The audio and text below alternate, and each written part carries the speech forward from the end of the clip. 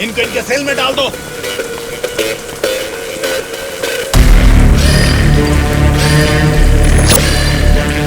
हाँ जेलर साहब। यो बादशाह, तुम और 10 लोगों को भेजोगे ना तो भी जेल में उस दुर्गा को नहीं मार सकोगे।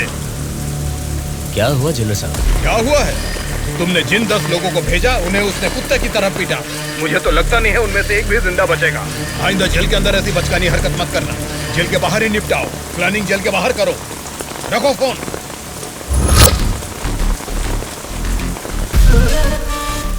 आपके एक इशारे पे आपके लिए काम करने के लिए आपके पीछे 100 लोग हैं जो कुछ भी कर सकते हैं।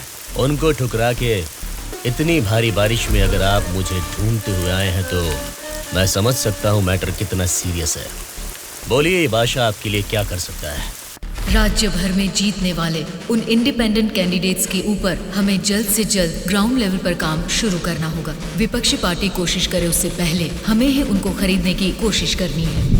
आज इस उम्र में भी इतने सालों से मैं एक विपक्ष की पार्टी ही चला रही हूँ बादशाह। इसीलिए चाहे कुछ भी हो जाए सरकार तो हमारी ही बननी चाहिए बादशाह। आपकी बात सही है मैडम, लेकिन इस दरमियान सरकारी पार्टी से मिला हुआ वो गुंडा दुर्गा हमारी तरफ आने वाले इंडिपेंडेंट्स को अपनी तरफ नहीं खींचेगा, इसकी क्या गारंटी है? काटने वाले कुत्ते को बांध के रखते हैं, इसीलिए इस बार उसके ऊपर नॉन बेलेबल केसेस लगवाकर उसे जेल में बंद रखा है। इसका मतलब हमारे लिए कोई खतरे की बात नहीं है ना मैडम? इस काम को अंजाम देने के लिए तुम्हें एक काम करना होगा। क्या करना है बोलिए मैडम। सेंट्रल जेल में एक कैदी है।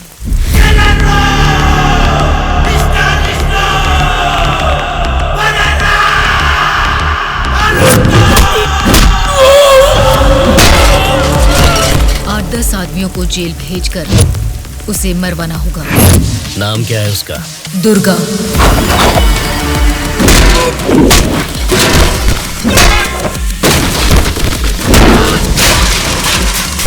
He is the most dangerous animal.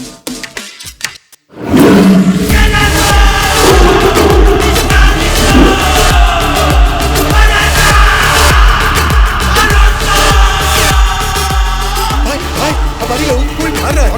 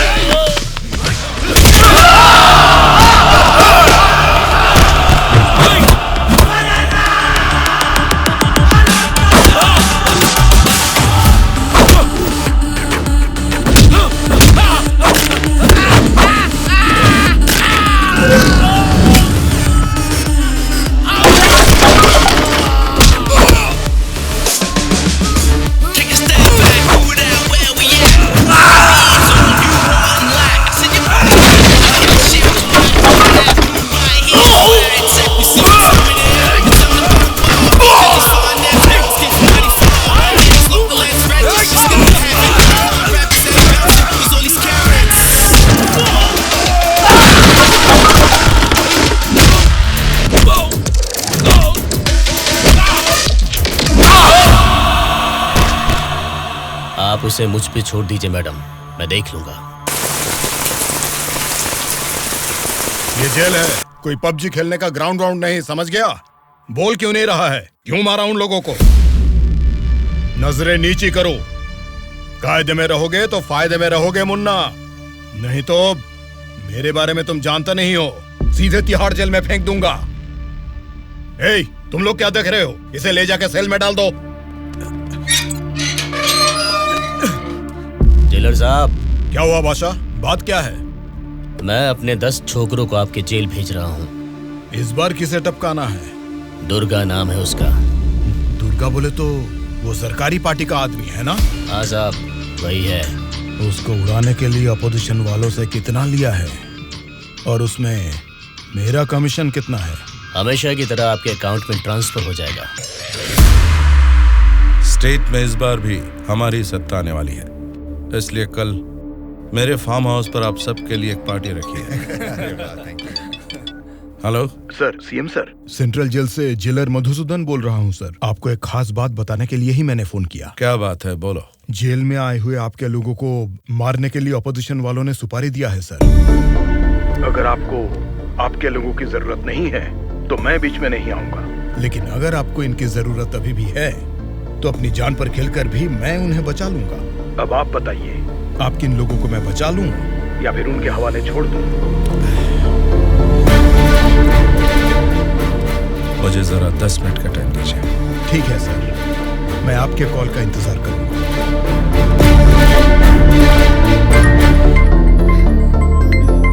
Just a second, baby.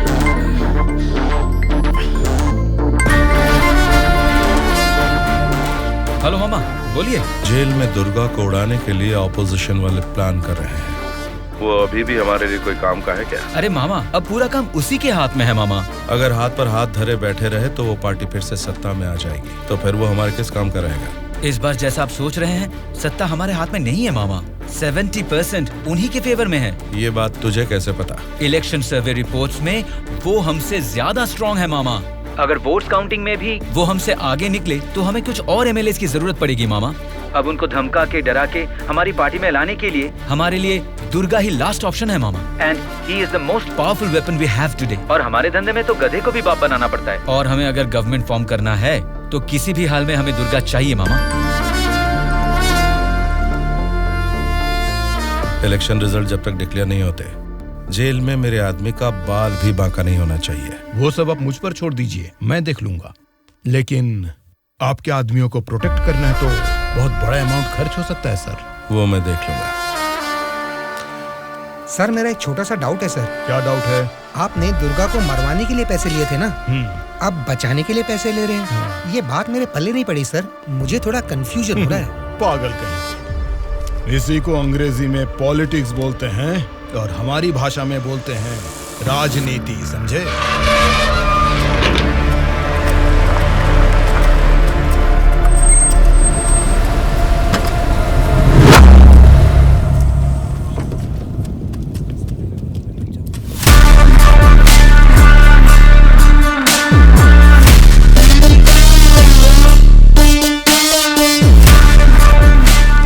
ये लोग फिर से जेल में आ गए ना।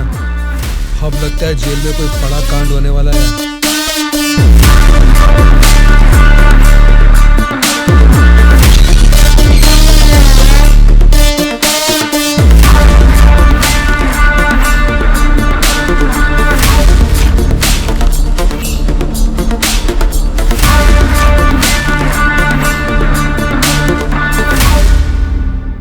उसे कब मारने का सोचा है? हो सके तो आज ही। आज छोड़ देना, कल विजिटिंग आवर्स है, मुमकिन नहीं होगा। परसों मारने का प्लान बनाओ।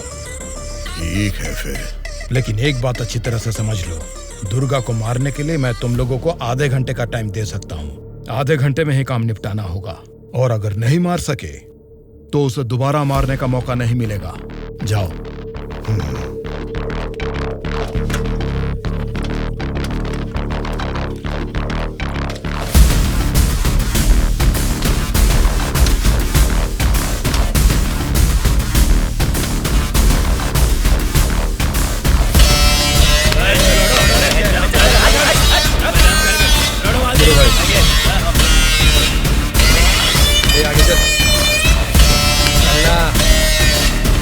पता नहीं क्या।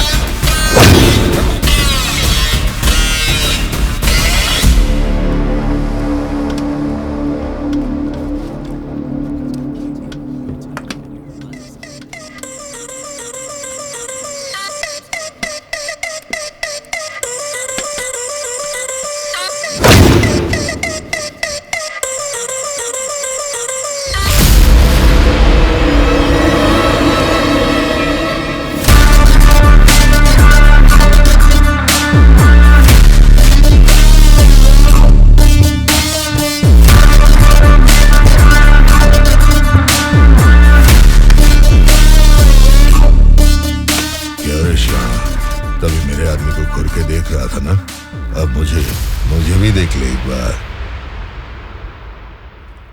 ए, बहरा है क्या? आंखें निकाल कर गोटियां खेलूंगा। ए, बोलना। तेरे से बात करे ला रे, समझ में नहीं आता भाई क्या बोल रहा है। ए, देखना, एक बार देख मुझे।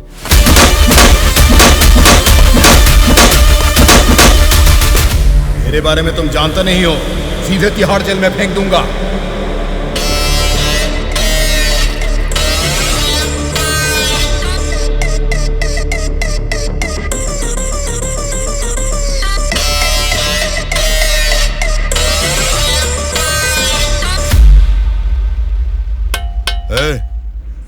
तुझसे मिलने कोई आया है, मिलने।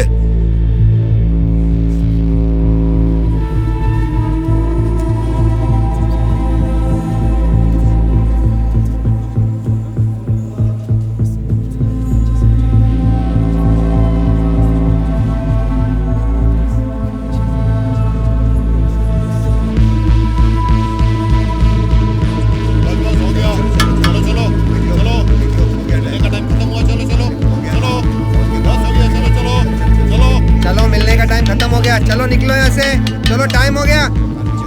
चल शिवा तू निकल, मैं बाद में ध्यान रख अपना।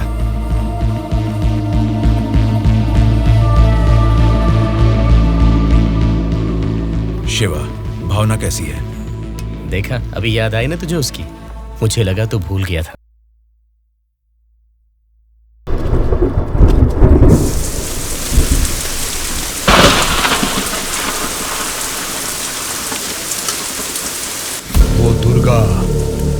वॉशिंग एरिया में है, बिना गड़बड़ किए उसे टपका देना।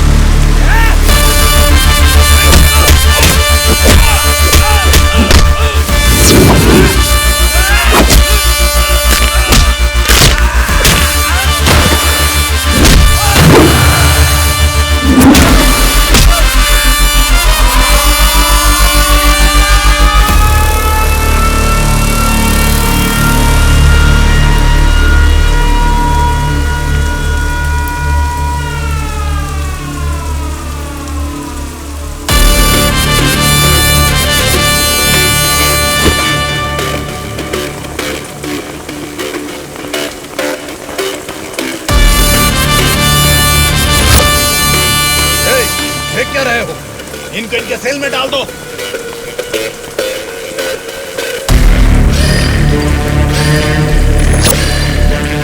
हाँ जेलर साहब। यो बादशाह, तुम और 10 लोगों को भेजोगे ना तो भी जेल में उस दुर्गा को नहीं मार सकोगे। क्या हुआ जेलर साहब? क्या हुआ है? तुमने जिन 10 लोगों को भेजा उन्हें उसने कुत्ते की तरह पीटा। मुझे तो लगता नहीं है उनमें से एक भी जिंदा बचेगा। आइंदा जेल के अंदर ऐसी बचकानी हरकत मत करना। जेल के बाहर ही निपटाओ। प्लानिंग जेल के बाहर करो। रखो फोन।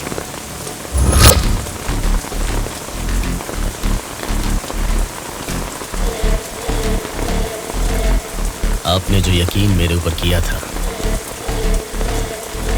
मैं उससे निभा नहीं पाया मैडम।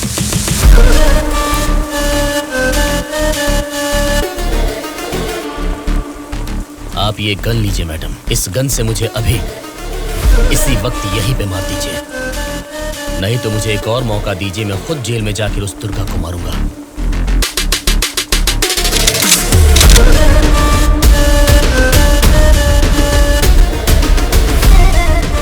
अगले हफ्ते इलेक्शन के रिजल्ट आने वाले हैं। अगर रिजल्ट मेरी फेवर में नहीं आए तब बताऊंगी कि तुम्हें किसको मारना है।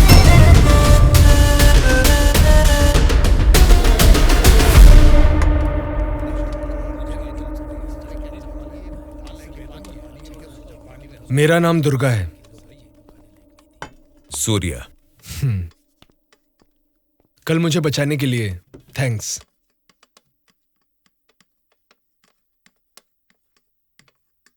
तुम्हारे बारे में सुना था, तुम किसी मर्डर केस में जेल आए हो।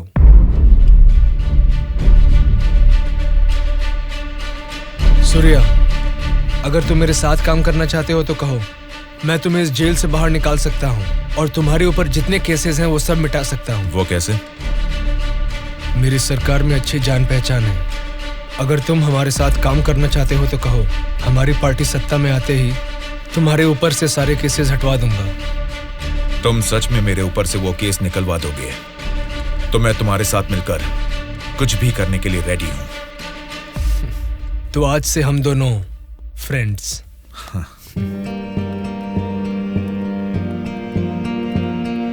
अच्छा, उस दिन वो लोग तुम्हें मारना क्यों चाह रहे थे?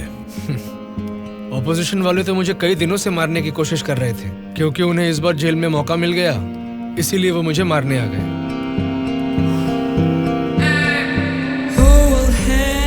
अगर उस दिन वो लोग तुम्हें मार देते तो?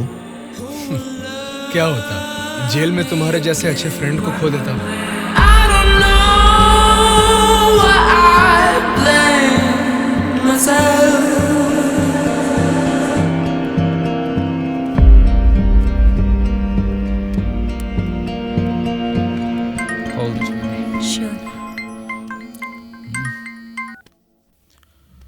हेलो, मैं दुर्गा बोल रहा हूँ। बोलो दुर्गा। यहाँ जेल में मैं एक आदमी से मिला। किसी छोटे मोटे मर्डर केस में अंदर आया है, लेकिन उसकी हिम्मत अलग ही लेवल की है भाई। वो तो ठीक है, लेकिन क्या वो हमारे काम आएगा? बेशक वो हमारे काम आएगा भाई। ठीक है, इस बार इलेक्शन रिजल्ट्स अगर हमारे फेवर में नहीं आए तो तुम्हें बाहर आना पड़ेगा। ठीक है भाई। तब मैं मामा से बात करके तुम्हारे साथ उसको भी बाहर लाने का प्लान करूंगा।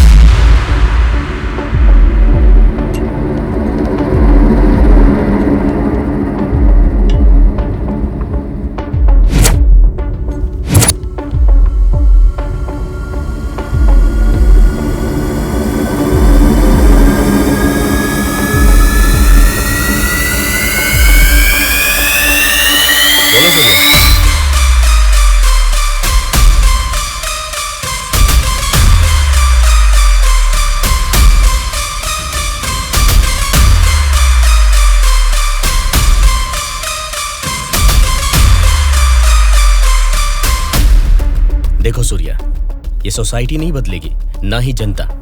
ये 100 साल के इतिहास में तुम्हें कभी लगा है कि वोट डालने का तरीका बदला है? हमें क्या लेना है सूर्या, मेरी बात सुन, ये सब अभी से छोड़ दे। देखो शिवा, जैसा तू बोल रहा है ये समाज नहीं बदला होगा, पब्लिक ने वोट देने का तरीका भी नहीं बदला होगा, लेकिन पब्लिक को पालने वाले नेता लोगों को हमें बदलना है यार। 40 दिन के इंतजार के बाद हुआ पर्दाफाश। जीते हुए उम्मीदवार जश्न मना रहे हैं तो हारे हुए उम्मीदवार उसकी वजह ढूंढने में जुट गए हैं। जनता के वोट ये बता रहे हैं कि उन्हें किसी से कोई बैर नहीं।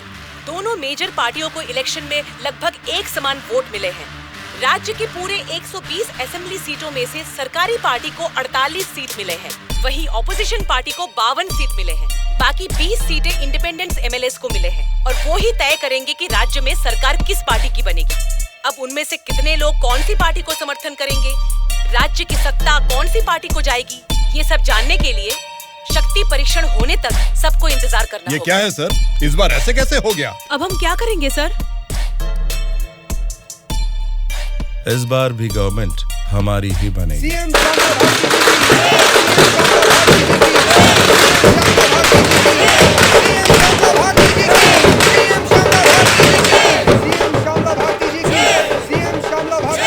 मैडम, इस बार सरकारी पार्टी से आपकी पार्टी लीड में है। इस बारे में आपका क्या कहना है? जनता को अब हमारे ऊपर यकीन आ गया है, इसलिए इस बार हमारी पार्टी लीड में है। Thank you. श्यामला भारती जी की, सीएम श्यामला भारती जी की, सीएम श्यामला भारती जी की, सीएम श्यामला भारती जी की, सीएम श्यामला भारती जी की, सीएम श्यामला भारती जी की, सीएम श्यामला भारती जी की, सीएम श्यामला भारती जी की।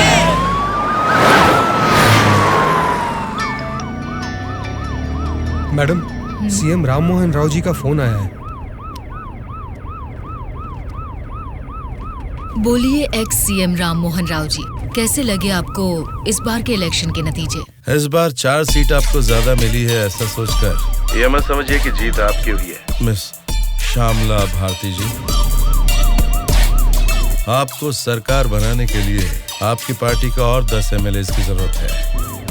अगर 10 एमएलए को खरीद लिया तो भी 10 दिन के अंदर शक्ति परीक्षण के लिए उनका वहाँ होना बहुत जरूरी है। तो जाहिर है कि आपकी पार्टी को मेरी पार्टी से भले 4 सीटें ज्यादा आई है या मेरी पार्टी को 4 सीटें कम आई है, तो भी आखिर में असेंबली में आपकी जगह हमेशा की तरह विपक्ष में ही रहेगी। ये बात मत भूलिएगा मिस श्यामला भारती जी। ठीक है राम मोहन राव जी, इस बार संसद में हम विपक्ष में रहेंगे या आप विपक्ष में रहेंगे, देखते हैं। Good luck.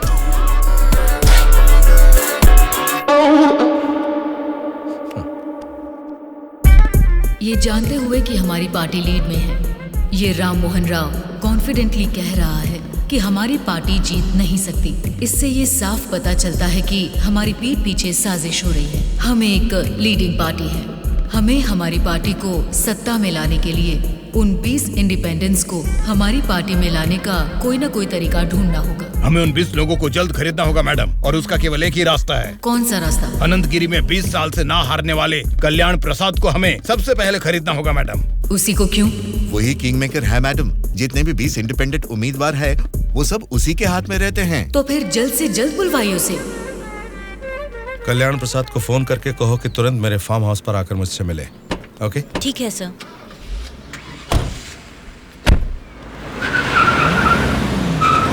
लगता है सब लोग आ गए हैं, तेरी वजह से ही लेट है। हाँ रुको रुको। नमस्कार मैडम।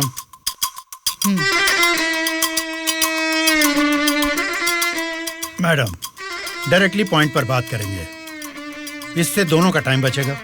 मैं भी सीधे पॉइंट पर आकर बात करूंगी। आपके 20 एमएलए को हमारी पार्टी को समर्थन देना होगा। इसके लिए आपके एक एमएलए की कीमत बताइए। एक एमएलए ने अपने मतदान क्षेत्र में जीतने के लिए तकरीबन 50 करोड़ रुपए खर्च किए हैं। एक एमएलए को 100 करोड़ दे दीजिए। क्या मतलब? एक एमएलए को 100 करोड़? मतलब इसके हिसाब से 20 एमएलए को 2000 करोड़? हाँ मैडम। इतना क्यों?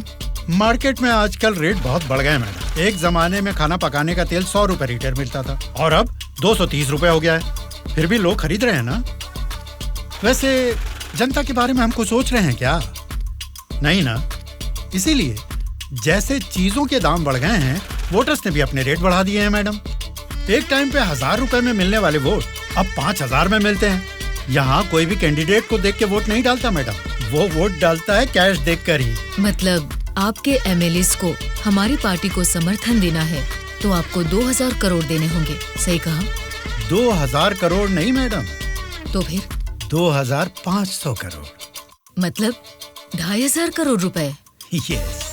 वो 500 करोड़ किसके लिए? वो मेरा कमीशन है मैडम। आपका कमीशन 500 करोड़ है? जी मैडम, मैं आपको कोई प्याज टमाटर थोड़ी ना बेच रहा हूँ। इस राज्य की सत्ता 5 साल के लिए दे रहा हूँ आपको। इसके बदले में एक छोटी सी 500 करोड़ की रकम कमीशन लेने में कोई गलती नहीं है madam.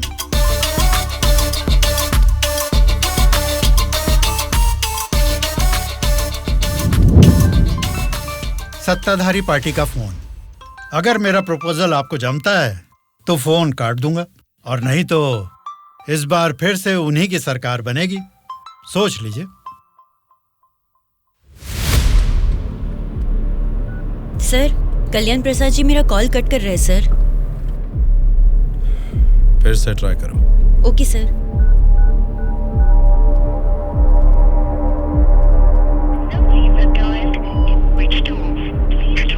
Sir, phone switch off आ रहा है सर।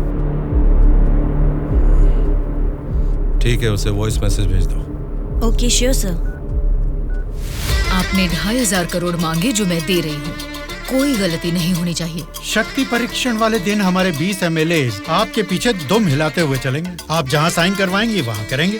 अब आप सीएम पद की शपथ लेने के लिए तैयारी कीजिए मैडम। लेकिन उसके पहले हमें एक काम करना है। वो क्या है मैडम? आपने मुझसे हाथ मिला लिया है, ये खबर राम मोहन राव को जरूर पता चल जाएगी। हमें हमारे एमएलएस को सेफ रखना होगा। इसलिए उन सभी एमएलएस को राम मोहन राव से सेफ रखने के लिए मैंने बेंगलुरु में एक स्टार होटल पूरा बुक कर लिया है। शक्ति परीक्षण होने तक वो सारे उधर ही रहेंगे। आपके एमएलएस के साथ हमारे एमएलएस को भी मिलाकर उधर भेजेंगे तो वो सब साथ में वहाँ सेफ रहेंगे। आपकी बात सही है मैडम, पर उस राम मोहन राव के डर से सिटी से इतनी दूर बेंगलुरु में एमएलएस को रखने की जरूरत नहीं है मैडम। वो क्या है ना, शहर के बीचों बीच मेरे कंट्रोल में एक जगह है जिसके बारे में किसी को नहीं पता। ये 10 दिन हम अपने एमएलएस को वहीं छिपाएंगे तो टाइम भी सेव होगा और अपने लोग अपने ही साथ हैं, ये भरोसा भी रहेगा। लेकिन उतनी सेफ प्लेस इस सिटी में कहाँ है?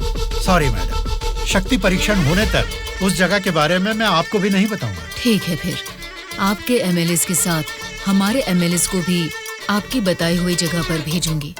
देखना कोई भूल ना हो। Okay madam. सत्या। हाँ सर। सर, श्यामला भारती जी ने कल्याण प्रसाद जी को 2500 करोड़ में खरीद लिया। अब हमारी हालत क्या होगी सर? हमारी सरकार गिर गई क्या? सर, इलेक्शन में मैंने 100 करोड़ खर्च किया। अब मेरा क्या होगा सर? बताइए सर। मेरा क्या होगा? बस चुप हो जाओ। परेशान होने की जरूरत नहीं है। शक्ति परीक्षण में अभी टाइम है। मैं जानता हूं मुझे क्या करना है। आपकी बात मुझे समझ आ गई। अभी मुझे क्या करना है बोलिए। अनऑफिशियली किसी भी हालत में दुर्गा मुझे जेल से बाहर चाहिए, चाहे जितने भी पैसे लग जाएं। तुरंत जेलर से बात करके काम को अंजाम दो। ठीक है मामा, पर एक रिक्वेस्ट है। बोलो क्या है? दुर्गा के साथ एक और आदमी को जेल से बाहर निकलवाना है मामा। कौन है वो? उसका नाम है सूर्या। उसकी गट्स, उसकी हिम्मत, वो अलग ही लेवल की है। हो सकता है, लेकिन किसी भी अनजान आदमी के ऊपर इस तरह से आंख मूंद कर भरोसा कैसे कर सकता? ये स्टेट गवर्नमेंट का मामला है। अगर कुछ गलत हो गया तो मेरा पूरा पॉलिटिकल करियर खत्म हो जाएगा। मेरा यकीन कीजिए मामा, हमारे गवर्नमेंट को गिरने से बचाने के लिए इस ऑपरेशन में दुर्गा से ज्यादा वो ही एक्टिवली काम करेगा। ठीक है, अगर तुम उसकी इतनी तारीफ कर रहे हो तो काम खत्म होते इन दोनों को फिर से जेल में डाल दूंगा। मैं भी उससे जरूर मिलना चाहूंगा।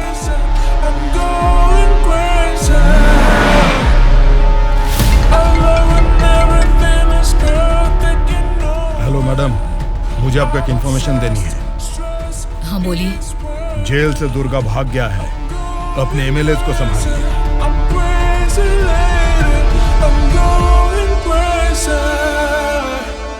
इनको अभी छोड़ के आपने वो पार्टी को इन्फॉर्मेशन क्यों दे दिया सर?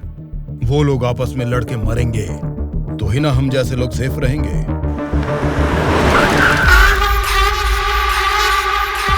आज रात यहीं पे रुकना। कल सवेरे 8 बजे मामा से मीटिंग हो सकती है। कॉल आते ही यहाँ से निकल जाना। मैडम, कल रात ही मैंने अपने सभी लोगों को सेफ जगह पर शिफ्ट किया है और यहाँ वो सारे लोग बहुत ही एंजॉय कर रहे हैं। वो ठीक है, पहले मेरी बात सुनिए। बोलिए मैडम। सरकारी पार्टी वाले जेल से उस दुर्गा को बाहर लेकर आए हैं, ये इन्फॉर्मेशन आई है। मैं नहीं जानती तुम क्या करोगे, लेकिन हमारे सभी एमएलए सेफ रहने चाहिए। मैडम, दुर्गा जैसे 10 लोग भी जेल से बाहर आ जाए ना, तो भी हमारे एमएलए कहाँ है पता लगाना मुश्किल है। फिर भी सामने वाली पार्टी प्लान कर रही है, तो इसका मतलब हमें संभल के रहना है। आप टेंशन मत लीजिए, शक्ति परीक्षण होने तक उनको ही नहीं, आपको भी आपके एमएलए कहाँ है पता नहीं चलेगा। ऐसा प्लान किया है। ठीक है, जो भी करो संभाल कर। इलेक्शन रिजल्ट के बारे में इस बार भी मेरा अंदाजा गलत निकला। लगता है सत्ता हाथ से जाने वाली है। तुम दोनों को क्या करना है ये तुम सोचो, चाहे जितने पैसे खर्च हो जाएं, लेकिन उस श्यामला ने जिन 20 इंडिपेंडेंट एमएलएस को खरीदा है वो किसी भी तरह मुझे चाहिए। तुम लोगों का क्या प्लान है, बताओ क्या करोगे? उन सबको किडनैप करेंगे सर। किडनैप? हाँ सर। 20 एमएलएस को किडनैप करना तुम्हें स्कूल के बच्चों को किडनैप करने के जैसा लग रहा है क्या? 20 एमएलएस नहीं सर, ऑपोजिशन एमआईयू को मिलाकर पूरे 72 एमएलएस हैं सर। क्या 72 लोग? आपकी पार्टी से जीते हुए 48 एमएलएस के साथ पूरे 120 एमएलएस को आपके बेंगलुरु वाले फार्म हाउस में बिना बंदी बनाए इस बार आप सीएम नहीं बन सकते हैं सर। ऑपोजिशन एमएलएस तक तो ठीक है, लेकिन हमारे एमएलएस क्यों? वो तो हमारे ही लोग हैं ना। राजनीति में सब कुछ हो सकता है सर, सब कुछ जायज है। सत्ता का पलड़ा जिस तरफ है वो उस तरफ चले जाएंगे। यहां जीतने से ज्यादा सत्ता जरूरी है सर। अभी की सिचुएशन में अपने एमएलएस को हमें ही बचाना है सर, इसलिए हमें उनके साथ हमारे एमएलएस को भी बंदी बनाना ही होगा सर। तुम्हारा प्लान सुनने में तो ठीक ही लग रहा है, लेकिन ऑपोजिशन एमएलएस को किडनैप कैसे करोगे? यह मुमकिन है क्या? सत्ता की जंग हर कोई जीतना चाहता है, पर जीत सिर्फ एक की ही होती है और उसी को वीर कहते हैं। मैंने आपको जिसके बारे में बताया था ये वही है सर। तो जरा बताओ कि शुभ काम का मुहूर्त कब है? इस शुक्रवार को ही आपके सभी एमएलएस को बस में बिठा के दुर्गा को सौंप दीजिए। दुर्गा उनको बेंगलुरु हाईवे के एक ढाबे पर लेकर आएगा। इसी बीच ऑपोजिशन के सभी एमएलएस को किडनैप करके लाने का जिम्मा मेरा होगा। गुड। तुम्हारे प्लान के साथ तुम्हारा कॉन्फिडेंस भी मुझे अच्छा लगा।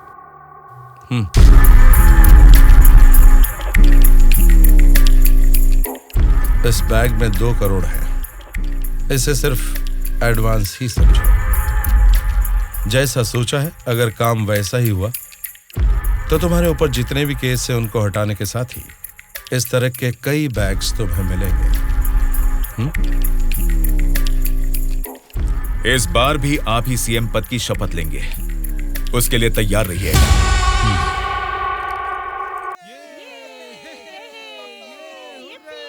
कल्याण प्रसाद के फोन का लास्ट कॉल लोकेशन कल रात 11 बजे का गुलजार हाउस में दिखा रहा था। तभी से लेके अब तक वो किसी के टच में नहीं है।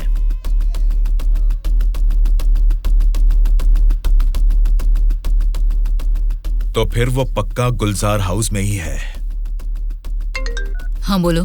मैडम, आपके लिए एक बैड न्यूज है। गुलजार हाउस में ठहरे हुए आपके सभी एमएलएस को सत्ता वाली पार्टी के लोग किडनैप करने की कोशिश कर रहे हैं। आप फौरन उनको वहां से कहीं और शिफ्ट करवाइए, नहीं तो सीएम नहीं बन पाएंगी। लेकिन तुम कौन हो?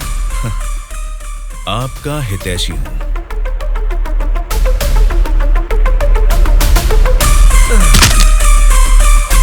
चलिए बैठिए आप लोग अंदर।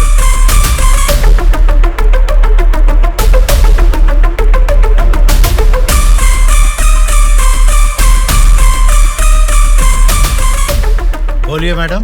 कहाँ हैं आप? मैं नहीं बता सकता। मैं सीरियसली कुछ पूछ रही हूँ, उसका सीधा जवाब दीजिए। मैं भी सीरियसली ही बोल रहा हूँ मैडम, नहीं बता सकता। आप सब गुलजार हाउस में हैं, ये बात मैं अच्छी तरह से जानती हूँ। वो कैसे मैडम? गूगल मैप पे भी सर्च करने पर इस जगह के बारे में किसी को पता नहीं चलता। सिर्फ मुझे ही नहीं बल्कि सरकारी पार्टी वालों को भी पता है कि आप सब कहाँ छुपे हो। अब क्या करें मैडम? उनके वहाँ पहुँचने से पहले निकलो वहाँ से और अपने साथ सभी एमएलएस को वहाँ से शिफ्ट कर दो। लेकिन अभी के अभी इतने एमएलएस को कहाँ शिफ्ट करेंगे मैडम? मैं बस भेज रही हूँ, मेरे बैंगलोर वाले रिसोर्ट में शिफ्ट हो जाओ। समझ गए तुम? समझ गया।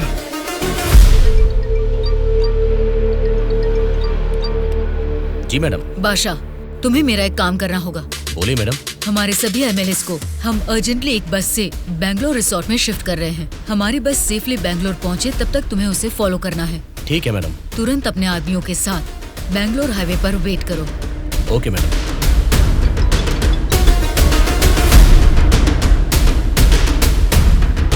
हेलो मैडम, मैं ट्रैवल एजेंसी का बस ड्राइवर बोल रहा हूँ मैडम। कहाँ पहुँचे तुम? मैं बिल्कुल सही लोकेशन में पहुँच गया हूँ मैडम। ठीक है, हमारे लोग वहाँ आएंगे, वेट करो। ठीक है मैडम।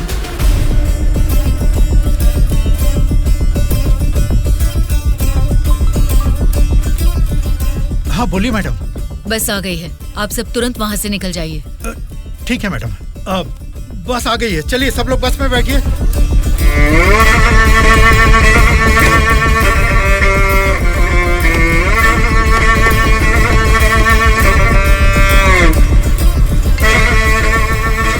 मैडम सब लोग बस पे चढ़ गए मैडम, अभी निकल सकते हैं क्या मैडम? Okay madam. बोलो सूर्या। दुर्गा, हमारा प्लान सक्सेस हुआ। अब सभी एमएलएस मेरे कब्जे में हैं। तुम हाईवे के ढाबे पे वेट करो, मैं भी पहुंचता हूँ। ओके। क्या रे, कुछ पता? बोली मैडम। बस निकल गई है और थोड़ी ही देर में बैंगलोर हाईवे एंटर करेगी। अगर कोई भी हमारी बस को फॉलो करता हुआ दिखे तो उसे वहीं मार देना।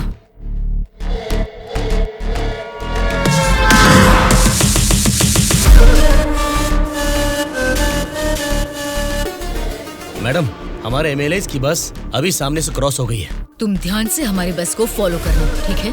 ठीक है मैडम। ए चलो रे।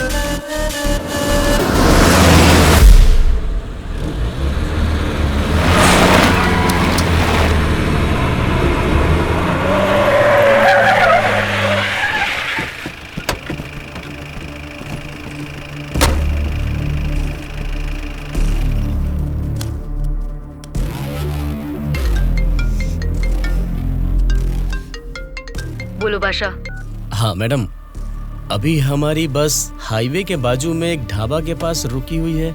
नाइट जर्नी है ना बादशाह, चाय कॉफी पीने के लिए रुके होंगे। अब इतना भी फोन करके बताओगे? Madam madam. अब क्या हुआ बादशाह? हमारे बस के पीछे ही एक और बस आके रुकी है। और एक बस?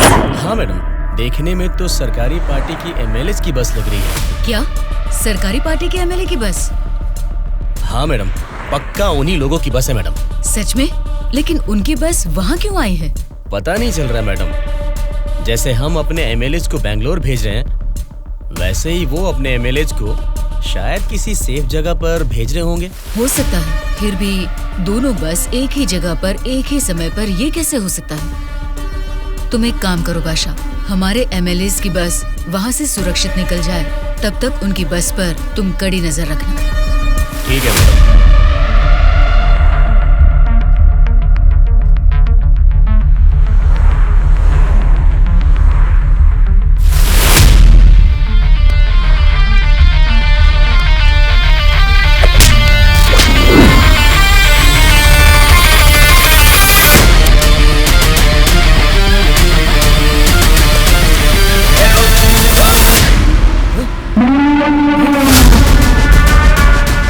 बोलो बादशाह। हमारे बस ड्राइवर ने सरकारी पार्टी के बस ड्राइवर दुर्गा को मार के उनकी बस को भी हमारे बस ड्राइवर ही ड्राइव करके ले जा रहे हैं मैडम। व्हाट? उनकी बस को हमारे ड्राइवर क्यों ले गए हैं? मुझे भी कुछ समझ में नहीं आ रहा मैडम। ठीक है, मैं अपने ड्राइवर को फोन करके पता लगा लूंगी। पहले तुम हमारी बस को फॉलो करो। Okay madam. Hello madam. Anwar, क्या कर रहे हो तुम लोग? कुछ लोग आके मुझे मार के हमारी बस को लेके गए मैडम। बोली मैडम। बादशाह, वो लोग अपने ड्राइवर नहीं हैं, कोई क्रिमिनल्स हैं। उनका पीछा करो। Stop them right now. ठीक है मैडम।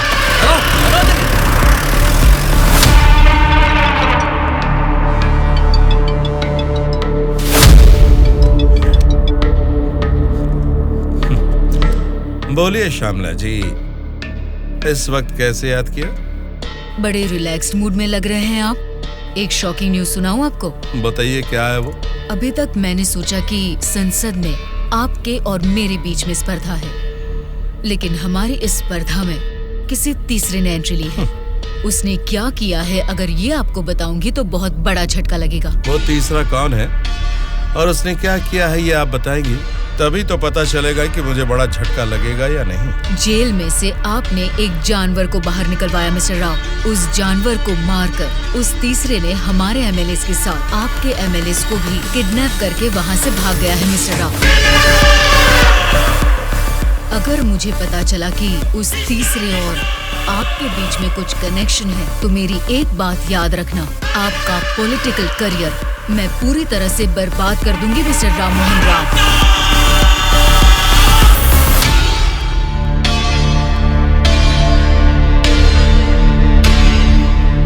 क्या हुआ मामा? उस दुर्गा को कॉल कर।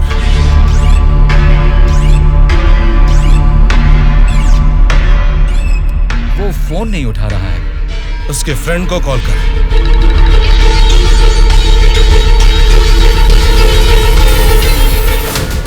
मेरे पॉलिटिकल करियर में ये फर्स्ट टाइम है जब मैंने किसी पर यकीन करके धोखा खाया।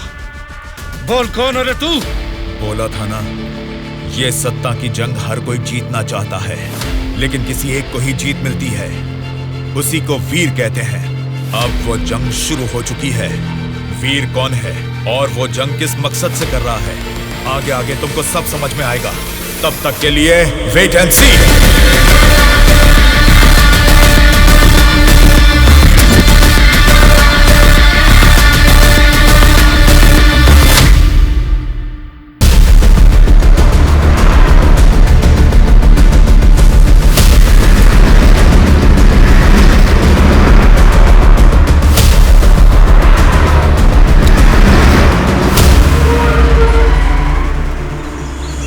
कौन सी जगह है?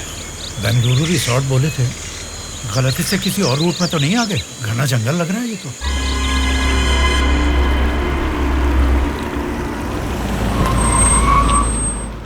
सर वो क्या है कि तुम पर भरोसा करके काम सौंप दिया, इसके लिए तो मुझे खुद को जूते मारने चाहिए। अपना ये चेहरा फिर मुझे कभी मत दिखाना। पता नहीं कहां से एक अनजान आदमी को लाकर मेरे सर पर बैठा दिया। अब देखो उसने क्या किया है। सॉरी मामा।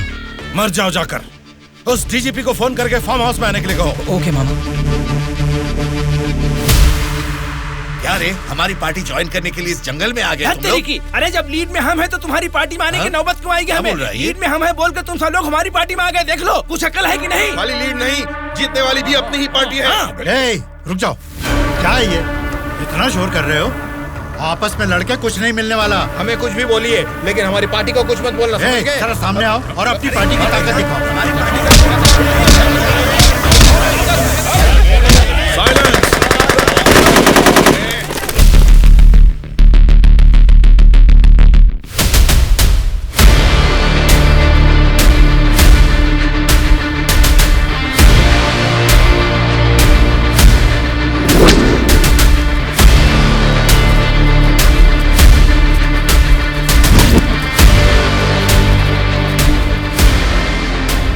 क्या सोच रहे हो? जैसे जी में आ रहा चिल्ला रहे हो, अपनी मर्जी से आपस में लड़ रहे हो। ये तुम्हारी असेंबली नहीं है, ये जंगल है। मेरा जंगल, मेरा जंगल, मेरा जंगल। यहाँ कोई स्पीकर नहीं होगा, माइक नहीं होगा, ना ही वॉकआउट होगा। हम सब हाईवे से तकरीबन 250 किलोमीटर की दूरी पर घने जंगल में हैं। बेटा, तुम लोग नेक्सलाइस्ट हो, माओइस्ट हो, टेररिस्ट हो, कौन हो बेटा तुम लोग? वो सब कहां से पैदा हुए हैं? तुम जैसे लोगों की गलती से ही वो लोग पैदा हुए हैं। बेटा, तेरी बात मैं मानता हूँ, लेकिन मैं शुगर पेशेंट हूँ। टाइम पर खा के अगर मैंने दवा नहीं लिया तो मेरी बॉडी कांपने लग जाती है बेटा। तुम हेल्थ मिनिस्टर हो ना? हाँ बेटा। तुम्हारे पास बड़े हॉस्पिटल्स हैं, फिर भी तुम्हें ये सब बीमारियां हैं, तो तुम पब्लिक का भला कैसे करोगे? बेटा, हमारे पेट में चूहे दौड़ रहे हैं, पहले कुछ खाने के लिए तो दे दीजिए।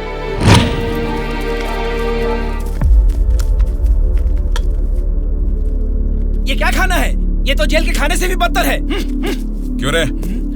तेरी राशन की दुकान में यही चावल तो बिकता है, फिर वो लोग कैसे खाते होंगे, कभी सोचा है?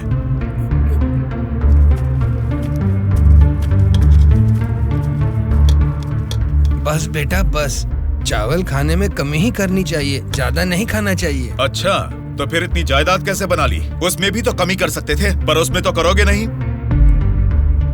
देखो बेटा, तुम्हारी बातें और करतूतें तो कमाल की हैं, लेकिन कमी है तो बस चेहरा नहीं दिखाया तुमने, जरा वो भी दिखा दो। तुझसे देखा नहीं जाएगा। बाप रे, इतना डरावना है तुम्हारा चेहरा? तो फिर देखो। हाँ तो फिर दिखाओ ना।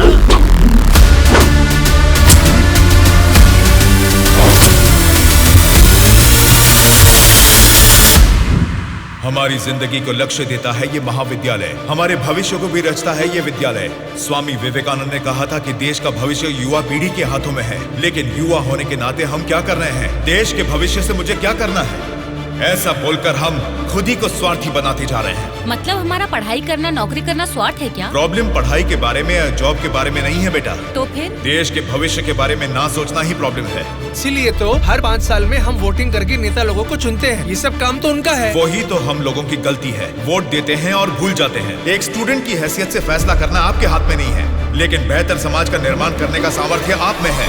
उन लोगों को खड़ा करके पूछने का हक भी आपको है। जब आप लोग ऐसा करेंगे तब स्वामी विवेकानंद की बात सच होगी कि देश का भविष्य युवाओं के हाथों में है। जाल खरीदने के लिए पैसे देंगे, नाव खरीदने के लिए लोन देंगे। तुमसे यही वादा इलेक्शन से पहले किया गया था ना, लेकिन अब सत्ता में आकर 4 साल होने के बाद भी एक भी वादा पूरा नहीं किया। इसको आप कब तक सहेंगे और कितने दिन भुगतेंगे? इन एमएलएस को जीतने दीजिए और सवाल कीजिए।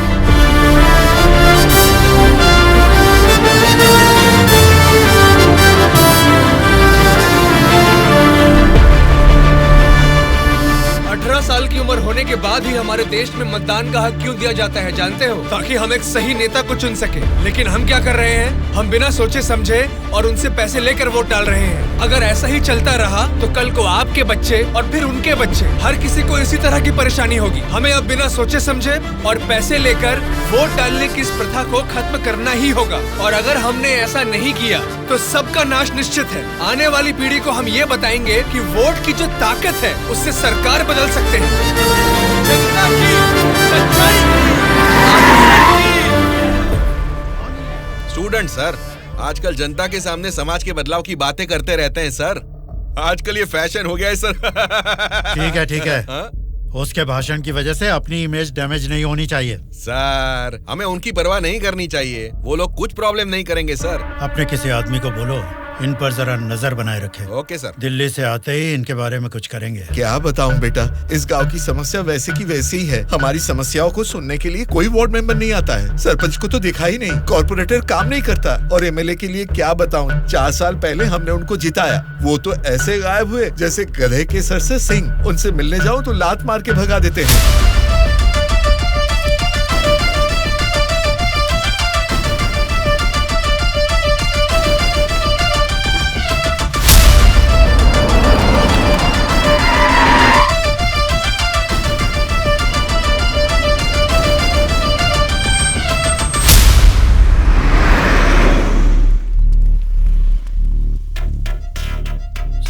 हाँ सर।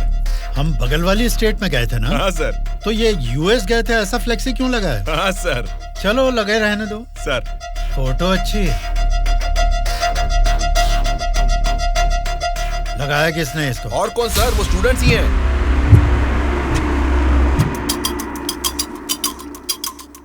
इन पोस्टर्स को देखकर वो एमएलए पक्का रिएक्ट करेगा। रिएक्ट तो करेगा, पर कैसे रिएक्ट करेगा वो पता नहीं चल रहा।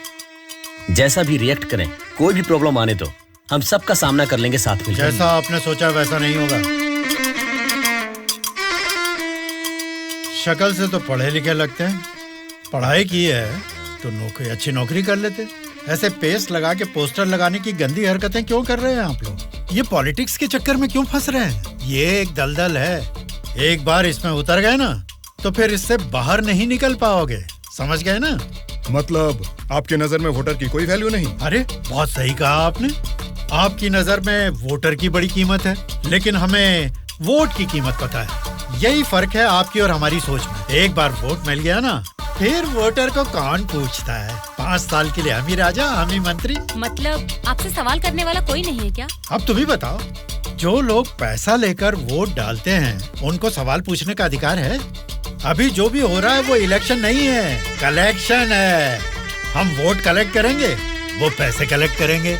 एक एक वोट का 5,000, 1.5 लाख वोट हैं, मतलब 75 करोड़। उसके साथ दारू, बिरयानी, नाच गाना, पोस्टर, पब्लिसिटी, इनके अलावा हमारे नेता को मिलने वाले गिफ्ट्स, बाप रे, तकरीबन 150 से 200 करोड़ खर्च होता है। अब इस खर्चे को प्रॉफिट में बदलना है, 200 करोड़ का 1000 करोड़ बनाना है। ये सब करने में ही 5 साल निकल जाएंगे। फिर जनता की सेवा करने का टाइम कहाँ रहेगा? वैसे वोट बेचने वाले की हम सेवा क्यों करें? उसको पूछने का हक नहीं है, क्योंकि उसने तो अपना वोट बेच दिया है। इसलिए मैं तुम लोगों को आखिरी बार बोल रहा हूँ, सड़क छाप गुंडागर्दी से जिंदगी शुरू की थी, अब स्टेट मिनिस्टर हूँ। मुझे फिर से गुंडा बनने पर मजबूर मत करो। इलेक्शन नजदीक आ रहे हैं। पिछली बार वोट के लिए 5,000 मांगे थे, इस बार 10,000 मांगेंगे। हमें इसके लिए तैयार रहना है। यहाँ वोट के लिए ही नहीं, सीट के लिए भी पैसे देने हैं। पार्टी हाईकमांड मेरी परवाह नहीं करेगी तो मुझे बहुत दिक्कत हो जाएगी। मेरे रास्ते से हट जाइए। इसके बावजूद भी अगर किसी ने रोका तो तुम सबकी डेट ऑफ बर्थ तो अलग अलग है, लेकिन डेट ऑफ डेथ एक हो जाएगी, याद रखना। चलता हूँ। डार्लिंग, डार्लिंग, सब अच्छा ही हुआ है। टी स्टेट का एडवांस दे दिया है। अगले महीने इलेक्शन है, उसके बाद रजिस्ट्री होगी। ऊटी टी स्टेट की तुम ही मालकिन हो। तुम्हारा सर देखो। आपकी नजर में वोटर की बड़ी कीमत है, लेकिन हमें वोट की कीमत पता है। एक बार वोट मिल गया ना, फिर वोटर को कौन पूछता है। 5 साल के लिए हम ही राजा, हम ही मंत्री। आज की ब्रेकिंग न्यूज, हम आपके सामने एमएलए कल्याण प्रसाद जी की बेईमानी का खुलासा करने वाले हैं। टीवी देखिए सर। जो लोग पैसा लेकर वोट डालते हैं, उनको सवाल पूछने का अधिकार है।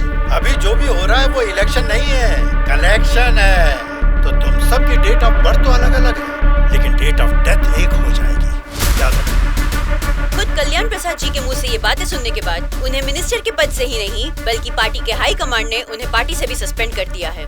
आपको बिना बताए पद से निकाल दिया, ये तो नाइंसाफी है सर। क्या नाइंसाफी है रे? हाँ, मैं एक बड़ा बदमाश हूँ, ऐसा ही बोलकर इन्होंने वीडियो में मान लिया। सब लफंगे लोगों के ये बड़े नेता हैं।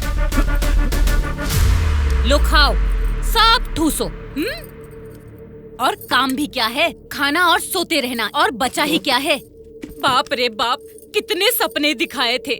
ऊटी में टी स्टेट लूंगा, कर्नाटक में कॉफी स्टेट लूंगा, अगली इलेक्शन में जीतूंगा तो मैं होम मिनिस्टर बनूंगा, तुम होम मिनिस्टर की बीवी बनोगी, बाद में सीएम और मैं सीएम की बीवी। क्यों जी, तुम तो मुझे सीएम की बीवी बनाना चाहते थे, तुम तो खुद ही सीएम नहीं बन पाए। अभी देखो, नालायक की बीवी बनकर बैठी हूँ यहाँ पर। मैं सोच रही थी सीएम की बीवी बनने के लिए क्या करना पड़ेगा। देखते क्या हो जी, बताओ ना क्या करना है। बहुत बोल चुके हो, आप जाओ।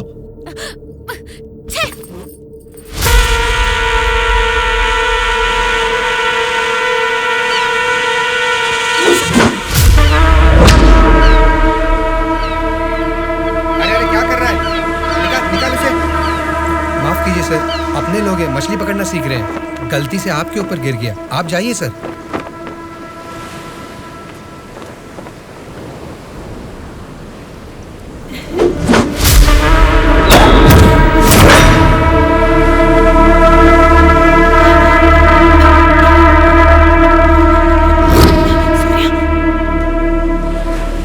सॉरी सर, मछली पकड़ते समय समुंदर में सब मछलियां तो नहीं पकड़ सकते ना सर। हमारे हाथ में आई हुई मछली पकड़ेंगे, गलत मत समझिए। अब जाइए।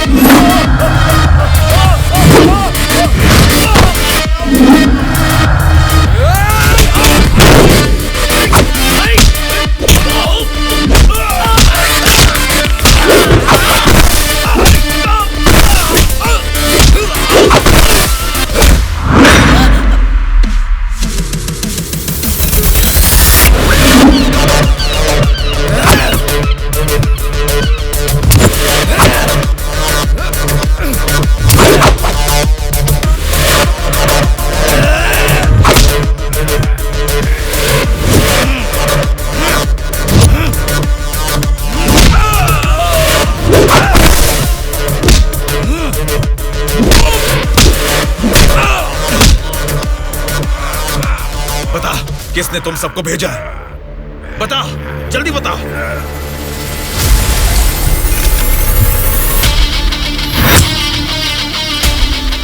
इतना हैरान क्यों है?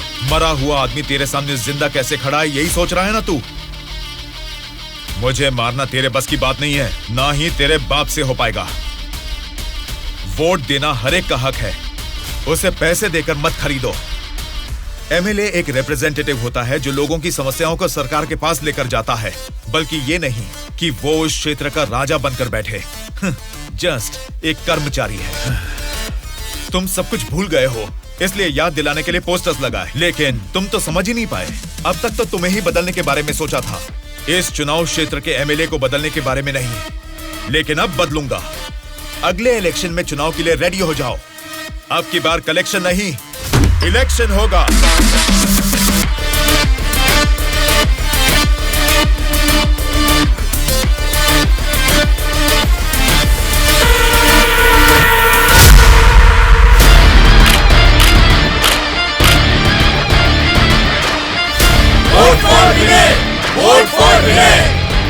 इसका नाम विनय है।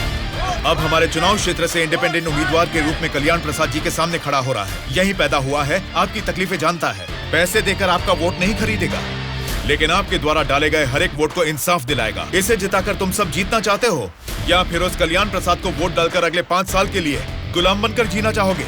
ये आपकी मर्जी है। भैया, अभी तक पैसे लेके वोट देते थे, लेकिन अब भले काम के लिए वोट देंगे हम। अभी तक हमें कोई ऐसा नहीं मिला जो हमारा साथ दे। आप खड़े हो भैया, इस बार हम वोट आप ही को देंगे।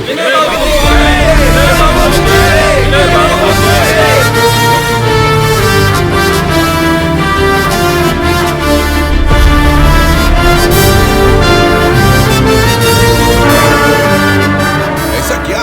यहाँ आप लोग बैठकर ताश खेल रहे हैं और वहाँ आपके सामने दूसरा लीडर खड़ा हो रहा है।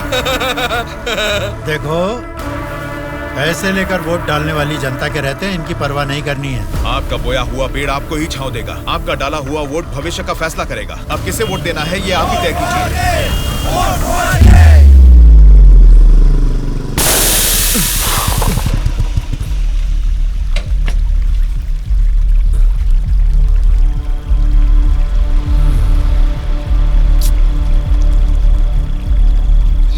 पंचर बना लो, पंचर। क्या बाबू, गाड़ी पंचर क्या? हाँ भाई, जरा अर्जेंटली जाना है, आप पंचर बना दोगे? बनाऊंगा ना। आगे जाके ये हमारे गांव का एमएलए बनेगा। पंचर थोड़ा खट से बना रे। तुम्हारे रोज जाने वाले रास्ते में अचानक तुम्हारी गाड़ी पंक्चर हो गई है, फर्क नहीं दिख रहा है क्या? उसके साथ जैसे गाड़ी पंक्चर हुई तभी पंक्चर वालों का हाजिर होना अजीब नहीं लग रहा है? वैसे तो इलेक्शन में खड़े होना भी अजीब बात है। आप तो एमएलए बन जाएंगे, असेंबली में चले जाएंगे, अपन तो इधर ही रह जाएगा ना। हम तो गुंडागर्दी ही करेंगे, और करेंगे भी तो क्या होगा? मारना, काटना, जलाना और बलात्कार करना। हम किसको मारेंगे, किसको काटेंगे जानते हैं? तेरे दोस्तों को। तेरे दोस्त सूर्या को बहुत बुरी मौत मारेंगे। बाद में बच्चों कौन जानते हैं आप? आपके साथ घूमती है ना वो गोरी गोरी लड़कियां, जैसे चाहे मजे करेंगे। अय्याशी करके मुंबई रेड लाइट एरिया में जाके बेच देंगे उनको। सोच लेना। चलो रे। आप सबको कुछ बताना चाहता हूँ, लेकिन आप लोग गुस्सा मत होना। तो फिर तुम वो बात ही क्यों कर रहे हो जिससे गुस्सा है? अरे वो बात नहीं है। अरे तो अब बता भी दो ना। मैं ये इलेक्शन नहीं लड़ूंगा। What? ए, सच सच बताओ, क्या तुम्हें किसी ने डराया? ऐसा कुछ नहीं है, मैं ये इलेक्शन नहीं लड़ूंगा बस। ए, तेरी आंखों में मुझे डर दिख रहा है। क्या बात है, बोल। हाँ यार, मैं डर रहा हूँ, तो अब क्या करूँ? अगर जान का डर था तो इस इलेक्शन में खड़ा होने के लिए तैयार क्यों हुआ? कल ही नॉमिनेशन की लास्ट डेट है। कल 3 बजे एमआरओ ऑफिस के पास हम सब तेरा वेट करेंगे। तू कल आ रहा है और नॉमिनेशन भी डालेगा। उल्टा सीधा बोलेगा तो इन सब के बारे में तो नहीं जानता, लेकिन मैं तुझे मारकर समुंदर में फेंक दूंगा। याद रखना, कल शाम को 3 बजे एमआरओ ऑफिस। ये चलो रे। कल हम तेरे लिए वेट करेंगे।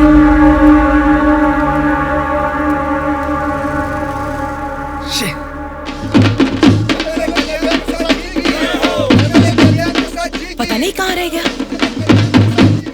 कुछ समझता क्या है वो? Phone is not reachable, message भी नहीं जा रहा।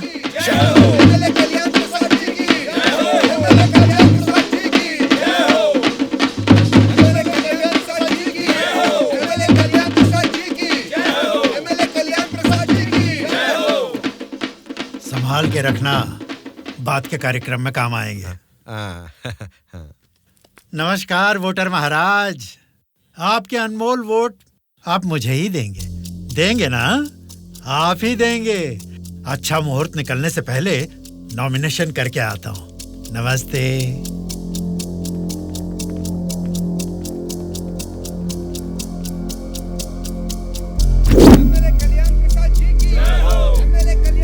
विनय को फिर से कॉल करो। इतना टाइम हो गया अभी तक नहीं आया। छोटे भाई, आपका कैंडिडेट अभी तक नहीं आया ना? राहु काल शुरू हो चुका है।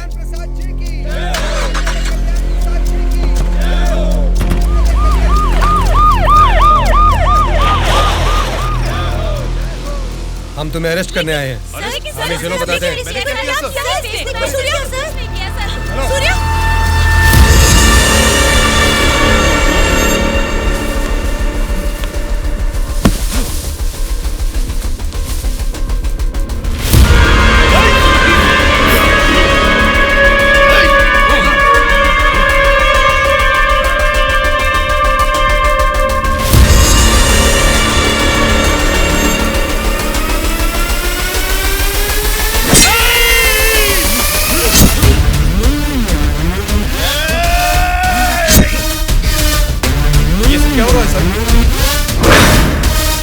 पैर रख अपना।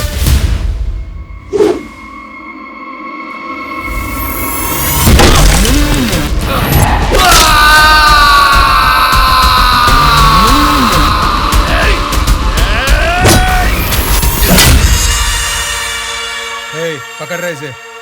सर, ये सब क्या हो रहा है सर? हो रहा है नहीं, जो हुआ है वो बता रहा हूँ। पकड़ इसे।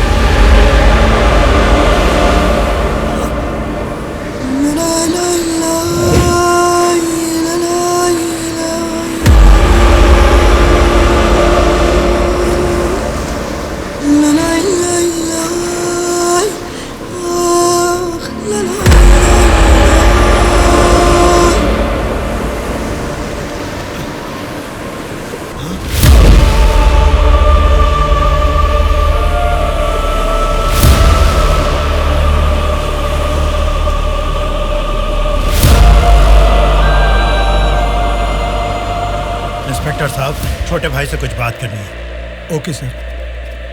छोटे भाई, खुद को ही अकलमंद समझते हो, तुम्हारे रेंज की नहीं है, फिर भी मेरी थोड़ी सी अकल है। तुम्हारे इस्तेमाल किए हथियार को मैंने भी यूज किया, सोशल मीडिया। कल ही नॉमिनेशन की लास्ट डेट है। तू कल आ रहा है और नॉमिनेशन भी डालेगा। उल्टा सीधा बोलेगा तो, लेकिन मैं तुझे मारकर समुद्र में फेंक दूंगा। छोटे भाई, पॉलिटिक्स मतलब एक ऐसा समंदर जिस पे सफर के लिए शिप चाहिए या तो फिर बोट। तुमने खाली हाथ तैरना चाहा तो बीच समंदर में डूब जाओगे। तेरे जैसे नालायक को ही बोट और शिप की जरूरत पड़ती है, मुझे जरूरत नहीं है। मैं तुझे पीछा करके शिकार करके पकड़ूंगा, क्योंकि मैं एक शार्क हूँ, समझा? वो सही में शार्क निकला। पीछा किया, शिकार किया और अब क्या करेगा? चलो यहाँ से। हाँ, चलो चलो जल्दी चलो। निकलो। हाँ, चलो जल्दी चलो। कुछ भी कहो यार, मौसम तो बहुत लाजवाब लग रहा है। पेट में बहुत गड़बड़ है, लगता है इधर ही बैठ के आ जाएगी। भाई, इस उम्र में भी तू टाइम पे हल्का हो जाता है, मतलब तेरा हेल्थ तो एकदम सुपर है मेरे भाई।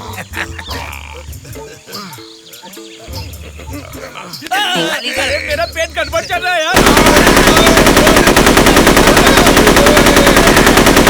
मारे मर रहा हूँ, ऊपर से तुम लोग गोली चला रहे हो। तेरी गोली से हम लोग डरने वाले नहीं है, समझा? ठंडे ठंडे पानी से नहाना चाहिए, जाना है या नहीं। पागल हो गया क्या? कोई अपना लीज खुला छोड़ के नहाता है क्या? मैं तो डर ही गया। मेरे लीज पे बुरी नजर डालता है। घर में बाप भाई है कि नहीं? अभी भी तेरा लीज जीतना ही है, एनाकोंडा नहीं बना पाया। तुम लोगों को लीच और एनाकोंडा में फर्क नहीं समझता है क्या? लीच हो या एनाकोंडा हो, बीन बजाने से भी कोई फर्क नहीं पड़ने वाला है। अरे इस जगह में बीन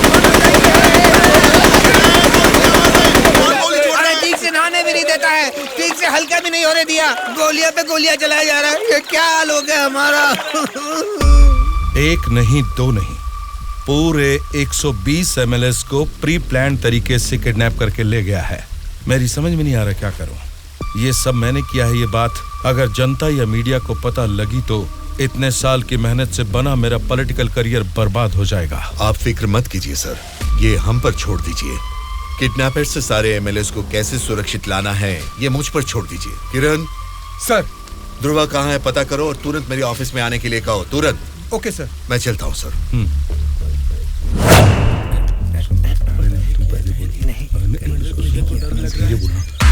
मुझे तो डर लग रहा है। तुम ही बोलो बेटा। क्या है?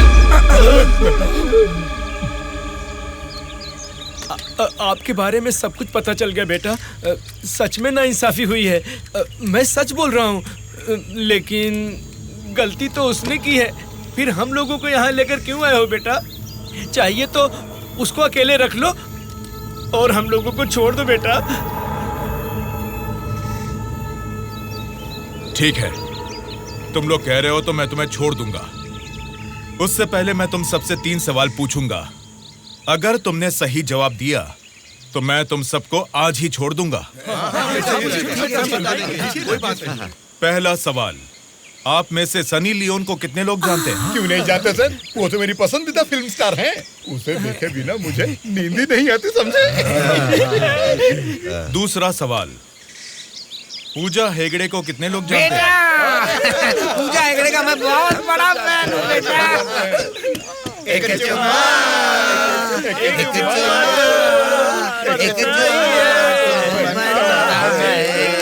एक चुम्मा। बेटा एक दूसरा गाना सुनाता हूँ, सुनो तुम।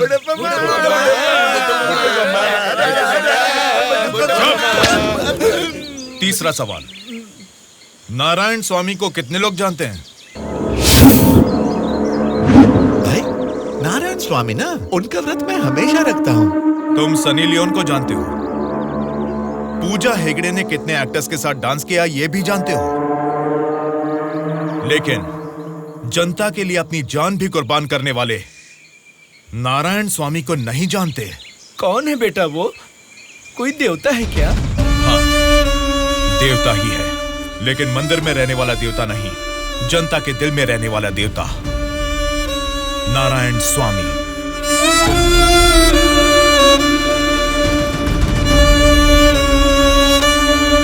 नमस्कार सर। नमस्ते माँ जी। नमस्ते नमस्ते।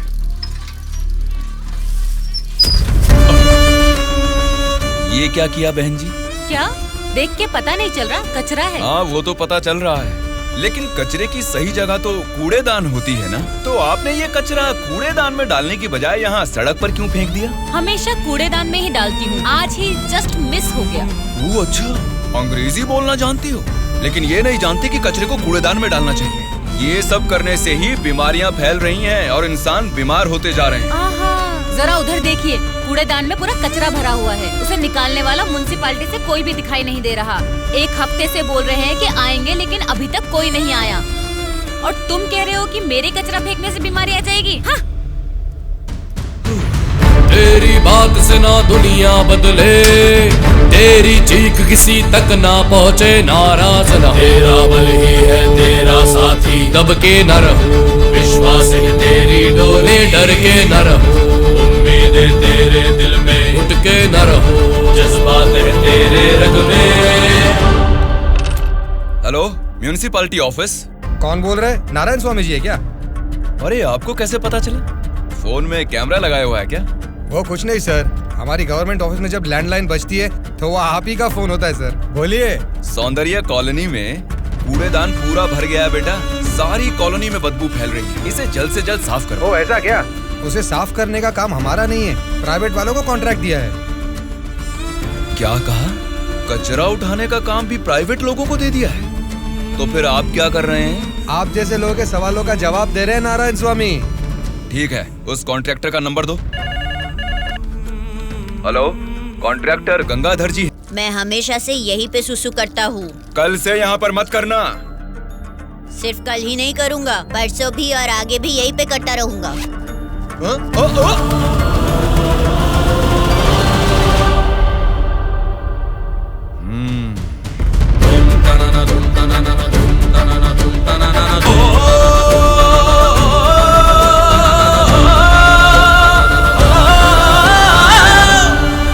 क्या हुआ? क्यों नहीं पेशाब किया?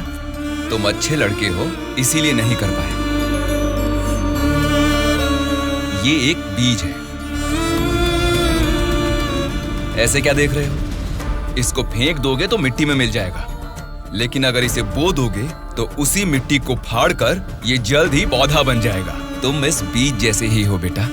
ये बीज एक बड़ा वृक्ष बनेगा, खाने को फल देगा। अगर नहीं भी दे पाया तो कम से कम 10 लोगों को छांव देगा, बारिश लाएगा। अगर तुम इसे बो दोगे तो ये बीज बड़ा होके तुम्हारे बाद भी तुम्हारा नाम रोशन करेगा। अब इसे बोना है या फेंक देना है, तुम्हारी मर्जी है।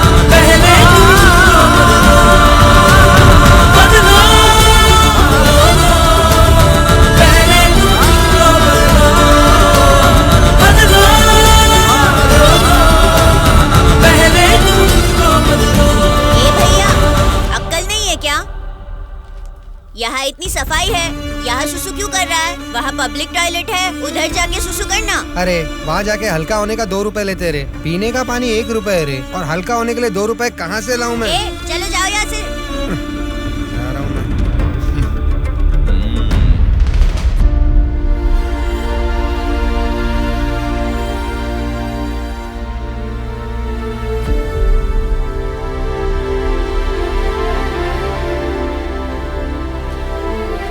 बेटा, राष्ट्रीय झंडे को उल्टा नहीं लगाते, गलत बात।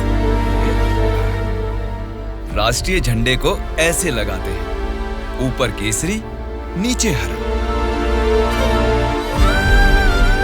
चलो झंडा फहराओ। क्या सोच रहे हो? तुम्हारा बोया हुआ बीज ही नहीं, मेरा बोया हुआ बीज भी बढ़ने लगा है, जल्द ही पेड़ बन जाएगा। चलो फहराओ।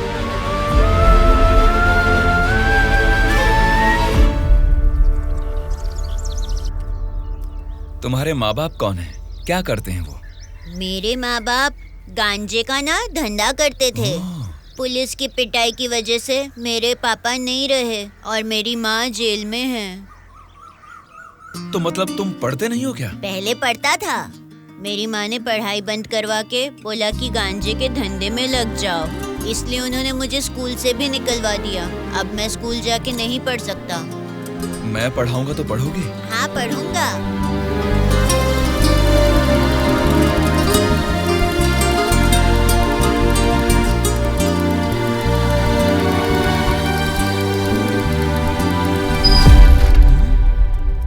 क्या कर रहे हो? स्कूल के बच्चों को दारू बेचना गलत बात है, वो भी इतने छोटे बच्चों को। 18 से कम उम्र वालों को दारू नहीं बेचनी। पता है ना तुम कानून का उल्लंघन कर रहे हो। कौन मैं? कानून की आंखों पर तो पट्टी बंदी है, पट्टी निकालो और अपने पीछे जेब में डाल दो। सिगरेट की दुकान स्कूल के बाजू में हो सकती है, मेरी वाइन शॉप नहीं हो सकती। मैंने कानूनन लाइसेंस लेके ये शॉप यहाँ खोली है। वैसे ही धंधा नहीं होने से हम परेशान हैं और तुम यहाँ आकर उपदेश देकर टाइम और धंधे की वाट लगा रहे हो। पढ़ाई करने वाले बच्चों को ही नहीं, पैसा मिलेगा तो दूध पीने वाले बच्चे को भी दारू बेचूंगा मैं, समझा तू? मेरा धंधा ही धर्म है। एक तो गलत काम कर रहे हो, ऊपर से चिल्ला रहे हो। हाँ चिल्लाऊंगा, क्या कर लेगा तू?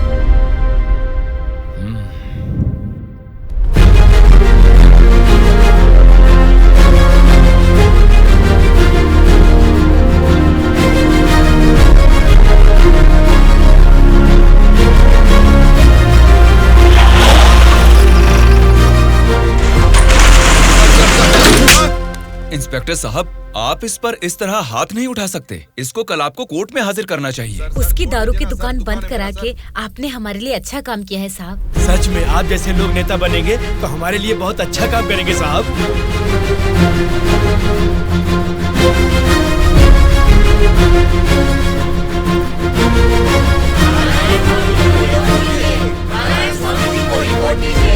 उस दिन जनता ने नारायण स्वामी को बहुत अच्छी मेजॉरिटी से जिताया था। जनता से इतना प्यार पाने के बाद उनके सुख दुख जानने के लिए वो हर एक चौखट पर गए। तभी उनको पता चला कि उनके क्षेत्र से गुजर रही गोदावरी नदी का पानी ना तो जनता को सिंचाई के लिए और ना ही पीने के लिए मिल रहा है। उन्होंने इस मामले को लेकर सरकार की नाकामियों के खिलाफ आवाज उठाई। उस चुनाव क्षेत्र की रेडियस कितनी है, वहाँ के भौगोलिक हालात क्या है, वहाँ के मौसम से कितनी बुआई करनी पड़ेगी जिससे किसानों को अच्छी पैदावार मिले, ऐसे बहुत सारे समस्याओं पर एक किताब ही लिखकर जनता के बीच में गए और उनसे बात की। सच कहूँ तो आज मैं नहीं जीता, बल्कि मुझे जिताकर आप सब ने लोकतंत्र को जिताया है। इस बदलाव से देश की राजनीति में एक नई शुरुआत होगी। मेरे हाथ में जो किताब देख रहे हैं, इसमें हमारे चुनाव क्षेत्र की कमियों, आप सभी की जरूरतों और उनको मैं कैसे पूरा कर सकता हूँ, इसमें मैंने ये सब लिखा है। आज से ये हमारे चुनाव क्षेत्र का संविधान है। मैं असेंबली में खड़े होकर आपकी इन सभी समस्याओं के लिए लड़ूंगा।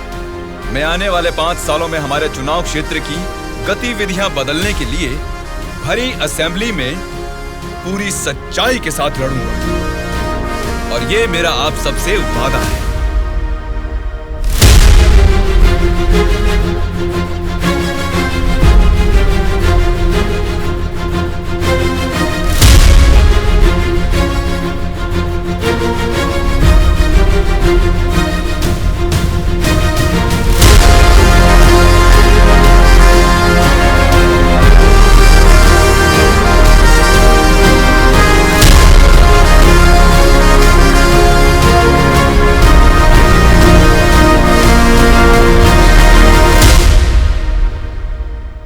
स्पीकर महोदय, ये हमारे चुनाव क्षेत्र की समस्याओं की किताब है।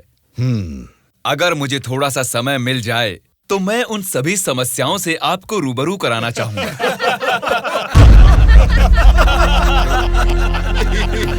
अरे आप लोग हंस क्यों रहे हैं? मैंने कोई कॉमेडी की है क्या? नहीं ना, हंसना बंद कीजिए। अध्यक्ष महोदय, नारायण स्वामी जी को देखकर ऐसा नहीं लगता कि असेंबली में आए हैं, किताब लेकर स्कूल में पढ़ने आए हैं ऐसा लगता है। अरे ये आप क्या कह रहे हैं? इसमें हमारे चुनाव क्षेत्र की समस्याएं लिखी हैं। साइलेंस, स्पीकर महोदय ने साइलेंस बोला, आप फिर भी हंस रहे हैं। चुप हो जाइए। ये क्या स्पीकर महोदय, ये तो आपकी भी नहीं सुन रहे। The house is adjourned. Tomorrow at 8 a.m. चलो यार, चलो।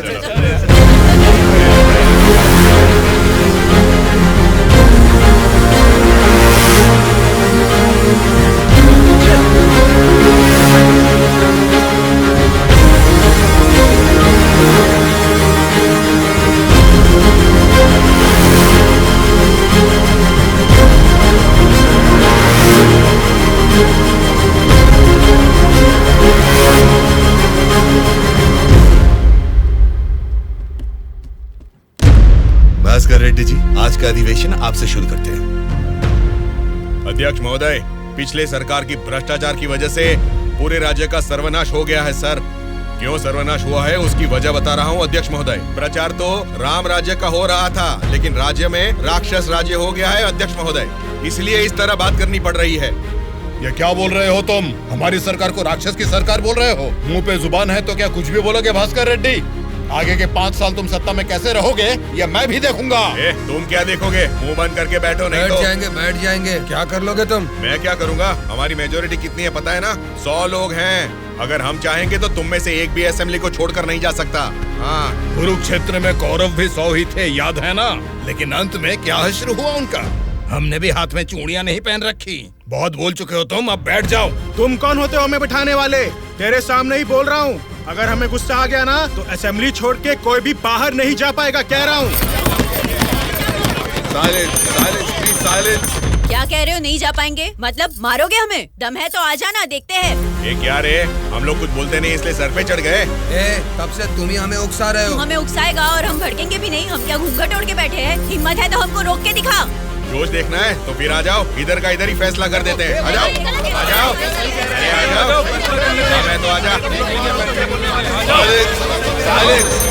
बैठ जाइए आप लोग, बैठ जाइए, शांति रखिए। भास्कर रेड्डी जी, मैंने साइलेंस बोला ना, कंट्रोल रखिए।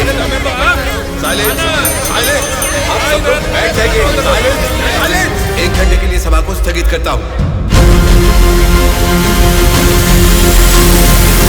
भद्राचलम चुनाव क्षेत्र के एमएलए नारायण जी को मैं बात करने के लिए अनुमति देता हूँ। महोदय, आज इस सभा में मैं इन सभी के सामने एक बात बोलना चाहता हूँ। प्रोसीड। महोदय, यहाँ बैठे सभी लोग जनता के प्रतिनिधि हैं। जनता ने वोट दी इसीलिए ये जीते। वोट देने वाली उस जनता के बारे में कोई बात ना करके इस सभा में एक दूसरे को कोसना, झगड़ा करना अच्छी बात नहीं है साहब। देखा जाए तो ये बेशर्मी है। अध्यक्ष महोदय, नारायण स्वामी जी अपनी मर्यादा का उल्लंघन कर रहे हैं। जनता ने आंख बंद करके वोट डालकर हमें नहीं चुना है। अध्यक्ष महोदय, इनकी मजाल तो देखिए, हमें बेशर्म बोलता है। इस बात के ऊपर तो नारायण स्वामी जी को तुरंत हमसे यहाँ क्षमा मांगनी चाहिए, अभी के अभी।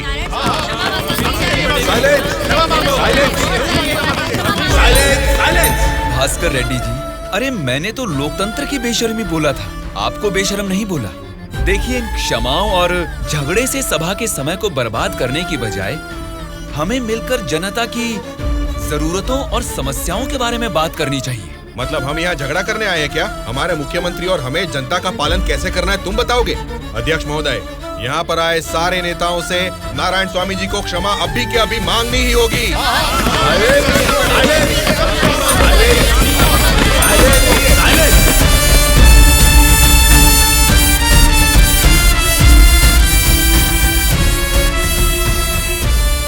उनके बर्ताव से तुम क्यों दुखी हो रहे हो? सब ठीक हो जाएगा साहब, एक बार फिर आपको बोलने का मौका जरूर मिलेगा साहब। गूंगे को माइक पकड़ा देंगे तो कुछ फायदा थोड़ा ही होगा। जितने भी मौका देंगे होने वाला कुछ नहीं है। सोच समझ के तो बात ही नहीं कर पाता है ये। बोलू, क्या बात कर रहा है तू?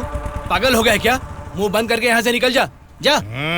उसकी बातों का बुरा मत मानिएगा साहब। उसने कुछ भी गलत नहीं कहा सुबैया। तुम उसकी बातों में गुस्सा देख रहे हो और मैं उन बातों के पीछे छिपी वजह।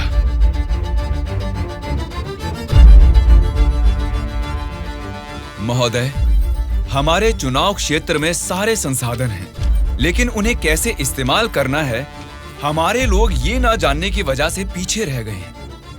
इस बारे में सरकारी पार्टी को कई बार विनती करने के बाद भी वो लोग फंड्स अलॉट नहीं कर रहे हैं। अगर ऐसा ही रहा तो हमारे चुनाव क्षेत्र की जनता हम पर भरोसा कैसे करेगी? बोलिए महोदय। नारायण स्वामी जी, आपके चुनाव क्षेत्र की जनता की समस्या के बारे में अगली बैठक में जरूर चर्चा करेंगे। अब बैठ जाइए। स्पीकर महोदय, अभी तो मैंने बस अपनी बात रखनी शुरू ही की है और आप मुझे बैठने के लिए बोल रहे हैं। नारायण स्वामी जी, प्लीज आप बैठ जाइए। श्रीनिवास जी, आप बात कीजिए। अध्यक्ष महोदय, इस सभा में सभी को बोलने का अधिकार है। मुझे अपने चुनाव क्षेत्र की समस्याओं के बारे में बात करने दीजिए। प्लीज नारायण स्वामी जी, आप बैठ जाइए। कम से कम मुझे 10 मिनट तो बोलने दीजिए महोदय, विनती है। श्रीनिवास जी, आप अपनी बात रखिए। स्पीकर साहब, सीएम के राज्य में राज की हालत देखेंगे तो द्वापर युग का मानो राम राज्य वापस आ गया हो महोदय। ये बात मैं नहीं कह रहा हूँ, स्वयं जनता जनार्दन बोल रही है महोदय। स्पीकर साहब, राम ने राज किया त्रेता युग में, द्वापर युग पाला है श्री कृष्ण जी ने। पहले ठीक से इतिहास को जान ले, फिर बात करें। बोला था ना, गूंगे को माइक थमा देने से कुछ नहीं होने वाला। देख लिया, नेता तो ऐसा होना चाहिए जिसके सदन में बोलने से सब थर थर कांपे, सबकी धज्जियां उड़े, जरूरत पड़े तो वो लड़ने पे आ जाए। ये सारे गुण होते हैं सदन के नेता के। और हमारे इस नेता को देखो, इनमें एक भी ऐसा गुण नहीं है। हम सभी लोगों ने अपनी पढ़ाई लिखाई बंद करके आपको इलेक्शन जितवाया था। किस लिए? ताकि हम सब लोग बेरोजगार बैठे रहे, कुछ ना करें। लेकिन आपको देख के तो लगता नहीं है कि आप हमारी समस्याओं को दूर कर पाएंगे। ऐसा बोल रहा हूँ बोल के कुछ गलत मत समझिए।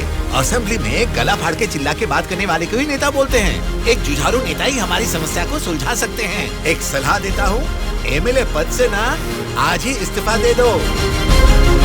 भद्राचल के चुनाव क्षेत्र के एमएलए नारायण स्वामी जी को बात करने के लिए अनुमति देता हूँ। अध्यक्ष महोदय, हमारे चुनाव क्षेत्र के चारों ओर पानी ही पानी है, लेकिन एक घूंट भी पीने लायक नहीं है महोदय। वहाँ के लोगों की स्थिति बहुत खराब है महोदय, जरा उनके बारे में कुछ सोचिए।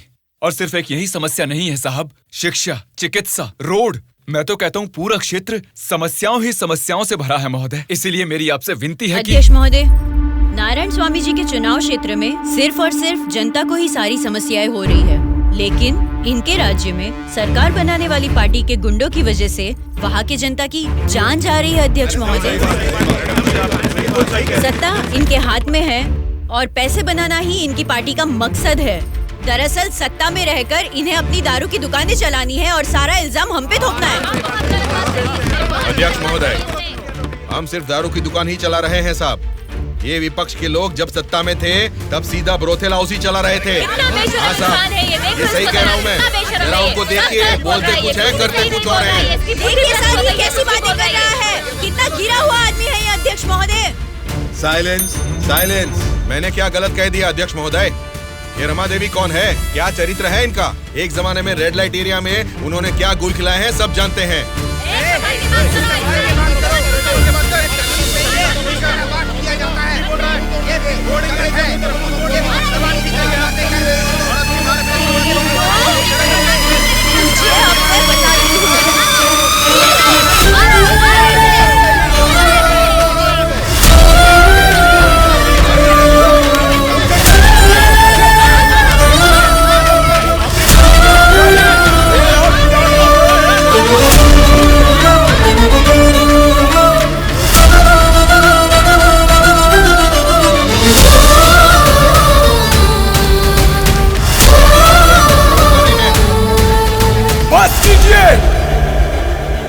अरे ये संसद है या फिर कुरुक्षेत्र है? शर्म आनी चाहिए तुम सबको। सरकारी पार्टी को जवाब देना है, विपक्ष की पार्टी को सवाल करना है। आप सब देखिए क्या कर रहे हैं। क्या इसीलिए जनता आप लोगों को जिता के यहाँ तक भेजती है? जनता को बदलना है, जनता बदलनी चाहिए, तब से यही सब चिल्ला रहे हैं। 5 करोड़ की जनता में से सिर्फ 299 लोग ही यहाँ आए हैं। मतलब बदलना जनता को नहीं है, बल्कि हमें बदलना चाहिए। हमारे ऊपर भरोसा करके हमको वोट देके जिताने वाली जनता के लिए हमें कोई लड़ाई या जंग करने की जरूरत नहीं है, बल्कि उनकी समस्याओं की चर्चा करके उनकी जरूरतों को पूरा कर दें, यही बहुत है। लेकिन तुम लोग देखो क्या कर रहे हो, सिर्फ और सिर्फ अपने फायदों के बारे में सोच रहे हो और भोली भाली जनता को धोखा दे रहे हो। ये सब कुछ मैं इसलिए नहीं बोल रहा कि मैंने मार खाई और मेरा कुर्ता फट गया। ये एक बहुत ही पवित्र और महापुरुषों की जगह है, ये संसद भवन है। देखा जाए तो यहाँ पर आप जैसे लोगों के लिए कोई स्थान नहीं है। यहाँ पर सिर्फ साहसी, सच्चाई का साथ देने वाले ईमानदार लोग ही आने चाहिए। जब ऐसे लोग इस संसद भवन में आने शुरू होंगे, सिर्फ और सिर्फ तभी इस राज्य और देश का भला हो सकता है। अंकल, उदास क्यों हो आप?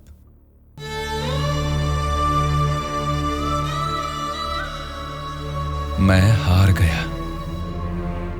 जनता से वादा करके उसे ना निभाने वाला नालायक बन गया मैं। क्या हो गया अंकल, आप ऐसे क्यों बात कर रहे हैं?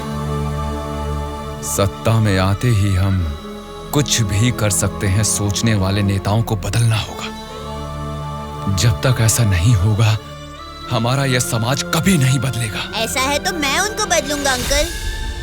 क्या कहा? तुम बदलोगे? हाँ अंकल, मैं बदलूंगा। तो ठीक है, चलो मुझसे ये वादा करो।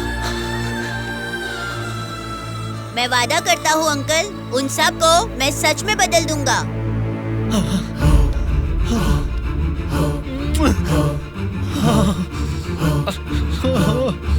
बदलना है, तुमको ही बदलना है, तुम ही बदलोगे।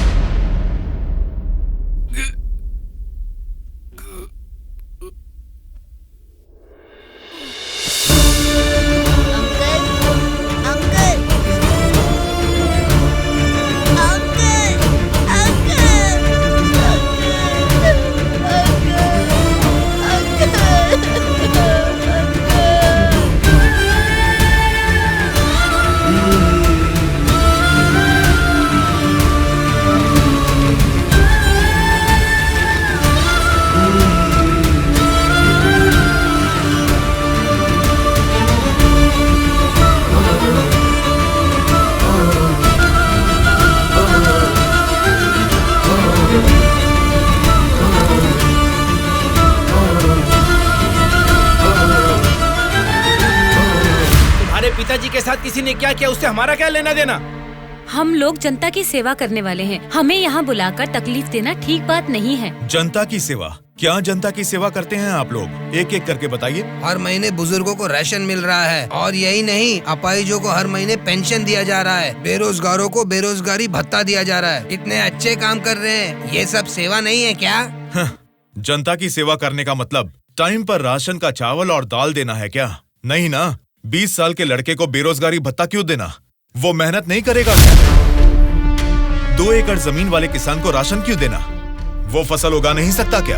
आप लोगों की मेहनत करने की काबिलियत को मारकर उनकी पैदावार करने की क्षमता को बुरी तरह कुचल रहे हैं। जिस दिन आप लोग जनता को मुफ्त की चीजें देने के बजाय उनको ये बताएंगे कि मेहनत करना ही बेहतर है, उसी दिन आप लोग जनता की सच्ची सेवा कर पाएंगे सर। मतलब हम पर बिना यकीन के जनता हमको जिता रही है। आपका नाम मारुति राव है ना? हाँ हाँ। आपका चुनाव क्षेत्र रामापुरम है ना? सही कहा, रामापुरम ही है। आपके रामापुरम के बारे में आप क्या जानते हैं, थोड़ा बताएंगे सर? क्या रखा है रामापुरम में? 4 वार्ड है, 6 सरकारी अस्पताल है और 20 प्राइवेट अस्पताल है। उसके बाद 12 सिनेमा घर और 130 वाइन शॉप है। इसके अलावा अलग अलग क्षेत्र के लोग हैं, अलग अलग जात के लोग हैं और अलग अलग धर्म के लोग हैं। बाकी ओसी कास्ट तो सब कुछ मिला जुला के 1 लाख। इनके अलावा BC SC ST ये सब मिला के 2 लाख वोटर हैं। उतना ही नहीं, फिल्म डायरेक्टर सुकुमार जी और हीरोइन अंजलि जी दोनों यही पैदा हुए थे। कुंडली निकालोगे क्या? Nice information sir. उसी रामापुरम में जहाँ हजारों किसान रहते थे, अब कुछ गिनती के ही क्यों रह गए हैं सर? मुझे नहीं मालूम, किसानों के बारे में हम इतना कुछ नहीं जानते। तुम बोलो, तुम्हें मालूम है तो? रामापुरम की पूरी वोटरों की गिनती है 4,80,000। उनमें पुरुष है 2,50,000, स्त्रियां हैं 2,28,000। बाकी लोग हैं 3rd जेंडर। वहाँ बारिश और पानी की सुविधा ज्यादा होने के कारण धान और गन्ना जैसे फसलों के लिए वो जमीन अनुकूल है। अब हम प्रॉब्लम की बात करेंगे। रामापुरम मेन सेंटर में एक बड़ी डंपिंग यार्ड है और वहाँ के रोड्स के बारे में हम आपको जितना कम बताएं उतना ही अच्छा है। ये सरकारी पार्टी की MLA है, आपकी पूछताछ सही है, लेकिन हम तो विपक्ष के हैं ना, हमें इनके साथ क्यों उठा के लाए? एक विपक्षी पार्टी होने के नाते आपको गवर्नमेंट का सपोर्ट नहीं है, लेकिन आवाज उठाने के लिए असेंबली तो है ना। समस्याओं पर वहाँ क्यों नहीं बात करते? जनता ने वोट देकर आपको असेंबली इसलिए भेजा क्योंकि उनको यकीन था कि उनकी कुछ भलाई होगी, लेकिन पेट्रोल के बढ़ते रेट की आपको परवाह नहीं, बढ़ते ब्याज की आप बात ही नहीं करते। किसानों की आत्महत्या आप लोगों के लिए कोई मुद्दा ही नहीं है। बदलना है, अपने सोचने का ढंग बदलना है, हमारे बर्ताव का तरीका बदलना है। हमें बदलने को बोल रहे हो, ठीक है, जनता की क्या बात है? वो नोट लेके वोट नहीं दे रहे क्या हमें? उनको क्या बोलोगे? पैसे लेकर वोट डालना आखिर जनता को सिखाया किसने? आप जैसे नेताओं ने ही ना। वोट पर नोट की आशा रखने वाले ही नहीं हैं, वोट का इंसाफ चाहने वाले लोग भी हैं। आप क्या करते हैं? ऑटो चलाता हूँ। तो फिर ये पोस्टर क्यों चिपकाया है? नारायण के लिए इतना भी नहीं करेंगे तो अच्छा नहीं लगेगा। ऐसा क्यों? नारायण जी से आपको इतना लगाव किस लिए? वो हमारी तकलीफों को समझता है। वो सत्ता में आएगा तो बहुत लोगों को काम मिलेगा, हमारे गांव की तरक्की होगी। इतना भरोसा है? बिल्कुल भरोसा है। अगर उसने वादा कर दिया तो करके ही दिखाएगा। जब हमारे MLA चिनकोटा जी को अरेस्ट किया गया था, मेरे पति ने उनको छुड़ाने के लिए धरने पर पेट्रोल से खुद को जला लिया था। तो चिनकोटा जी ने क्या किया था? वे बोले थे कि सरकार में आते ही बात करके पैसा दिलाएंगे। मिला क्या? उन्होंने जबान दिया था। वादा तो वादा ही होता है ना। आपके दिए गए वादे जनता के सामने सिर्फ कहानियां बनकर रह गई हैं। कम से कम अब तो बदल जाइए। पार्टी बदलने के एजेंडा जैसे नहीं, जनता की तकदीरें बदलने वाले एजेंडा बन जाइए। अगर अब भी आप लोग नहीं सुधरोगे और ऐसा ही करते रहोगे तो यहाँ से कोई भी जिंदा बाहर नहीं जाएगा। सूर्या, इनको समझाने का कोई फायदा नहीं है, ये लोग ऐसे ही रहेंगे। मेरी बात मानो, सबको मार डालो। अरे रुको भाई, रुको। ब्रदर, अगर आपको मारना है तो हमें मार दीजिए, लेकिन मरने से पहले हम सब बदलना चाहते हैं। हमको एक चांस तो दीजिए। इतने दिन जनता के पैसे कैसे लूटना है यही सोचते थे, अब एक मौका दे दो हमें। जनता के पैसे को जनता तक लौटाना है यही सोचेंगे। अब उस नारायण स्वामी के सपनों को हम सच करके दिखाएंगे। उसका नाम है सूर्या। ऑलरेडी एक मर्डर केस में वो सजा काट रहा है। सत्ताधारी पार्टी की सपोर्ट से वो जेल से बाहर निकला है। बहुत शातिर है वो। बड़ी होशियारी से वो दोनों पार्टियों के MLA को किडनैप करके लेके गया है। उसका प्लान क्या है, उसने क्यों किडनैप किया है, उसके सिवा और किसी को पता नहीं है। समझ गया सर। वो जहाँ भी हैं, सब MLAs को सेफली लाने की जिम्मेदारी मेरी।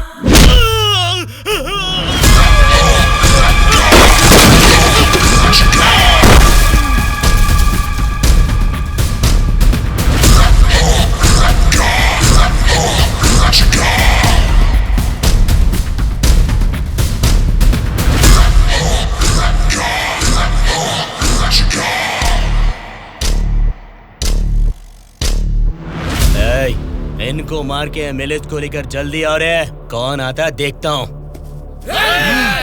रुक जाओ।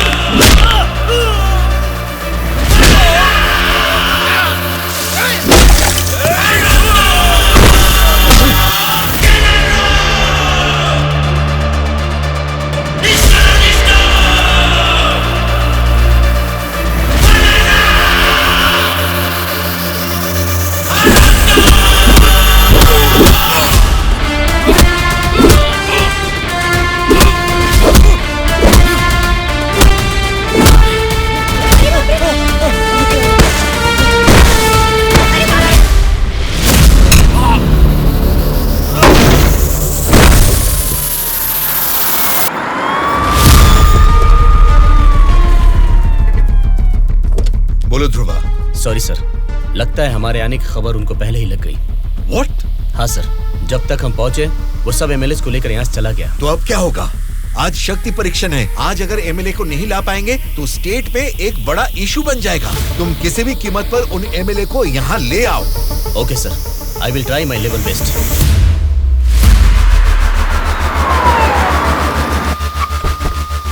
ये लीजिए मैडम फाइल, सबके दस्तखत हैं इसमें। हमारी गवर्नमेंट को सपोर्ट करने वाले एमएलए की list sir. Go ahead. Wish you all the best. Thank you sir. Welcome.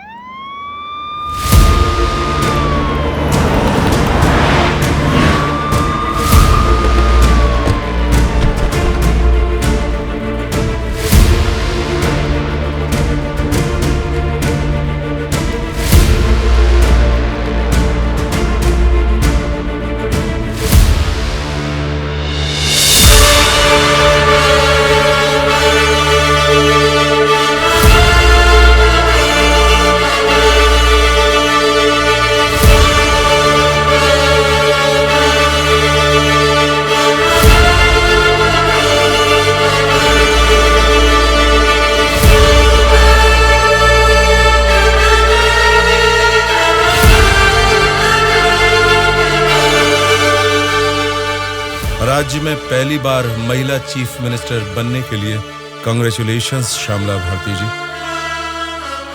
Best wishes. Thank you. एक आदमी के अच्छे काम की वजह से आज हम सभी लोग एक नई सोच के साथ इस असेंबली को देख रहे हैं। ये बात तो हमें मानना ही पड़ेगा। ये सदन पवित्र मंदिर जैसा है। इसकी गरिमा के लिए हमें सभ्य बर्ताव करना ही पड़ेगा। सबसे पहले मैं विपक्ष पार्टी से दरख्वास्त करूंगा कि उनके पास जनता की जो भी समस्याएं हैं उसका जिक्र इस सदन में करें। अध्यक्ष महोदय, असेंबली का सत्र चालू होने का आज पहला दिन है और पहले ही दिन विपक्ष पार्टी के सदस्यों को पहले बोलने का मौका देने के लिए मुख्यमंत्री जी को, स्पीकर साहब को मेरी तरफ से और मेरी पार्टी की तरफ से धन्यवाद देना चाहूंगा। पिछले 2 सालों में कोरोना महामारी ने जनता के जीवन को अस्त व्यस्त बना दिया है। जनता के स्वास्थ्य के बारे में अब समय आ गया है कि हम जाग जाएं। उसके लिए गरीब लोगों को इंसाफ दिलाने के लिए सारे विपक्ष की तरफ से मैं प्रार्थना करता हूं। इस मुद्दे पे मैं राज्य के मुख्यमंत्री श्यामला जी से दरख्वास्त करूंगा कि कुछ बोलें। अध्यक्ष महोदय, सबसे पहले बिना झगड़ा किए ऐसे अच्छे वातावरण में जनता की भलाई के लिए और उनकी उन्नति के लिए एक उपयोगी बिल को इस सभा में प्रस्तुत किया गया है, जिसके लिए विपक्ष पार्टी के नेता राम मोहन राव जी का और उनकी पार्टी का मैं अभिवादन करती हूँ। आम जनता को भी बेहतरीन इलाज मिल सके, फिर चाहे वो 10 रुपए का हो या फिर 10 लाख का, उनको मिलना चाहिए। इसी सोच को आगे बढ़ाते हुए आप सबके समक्ष इस फाइल पर मैं सबसे पहले दस्तखत करती हूँ।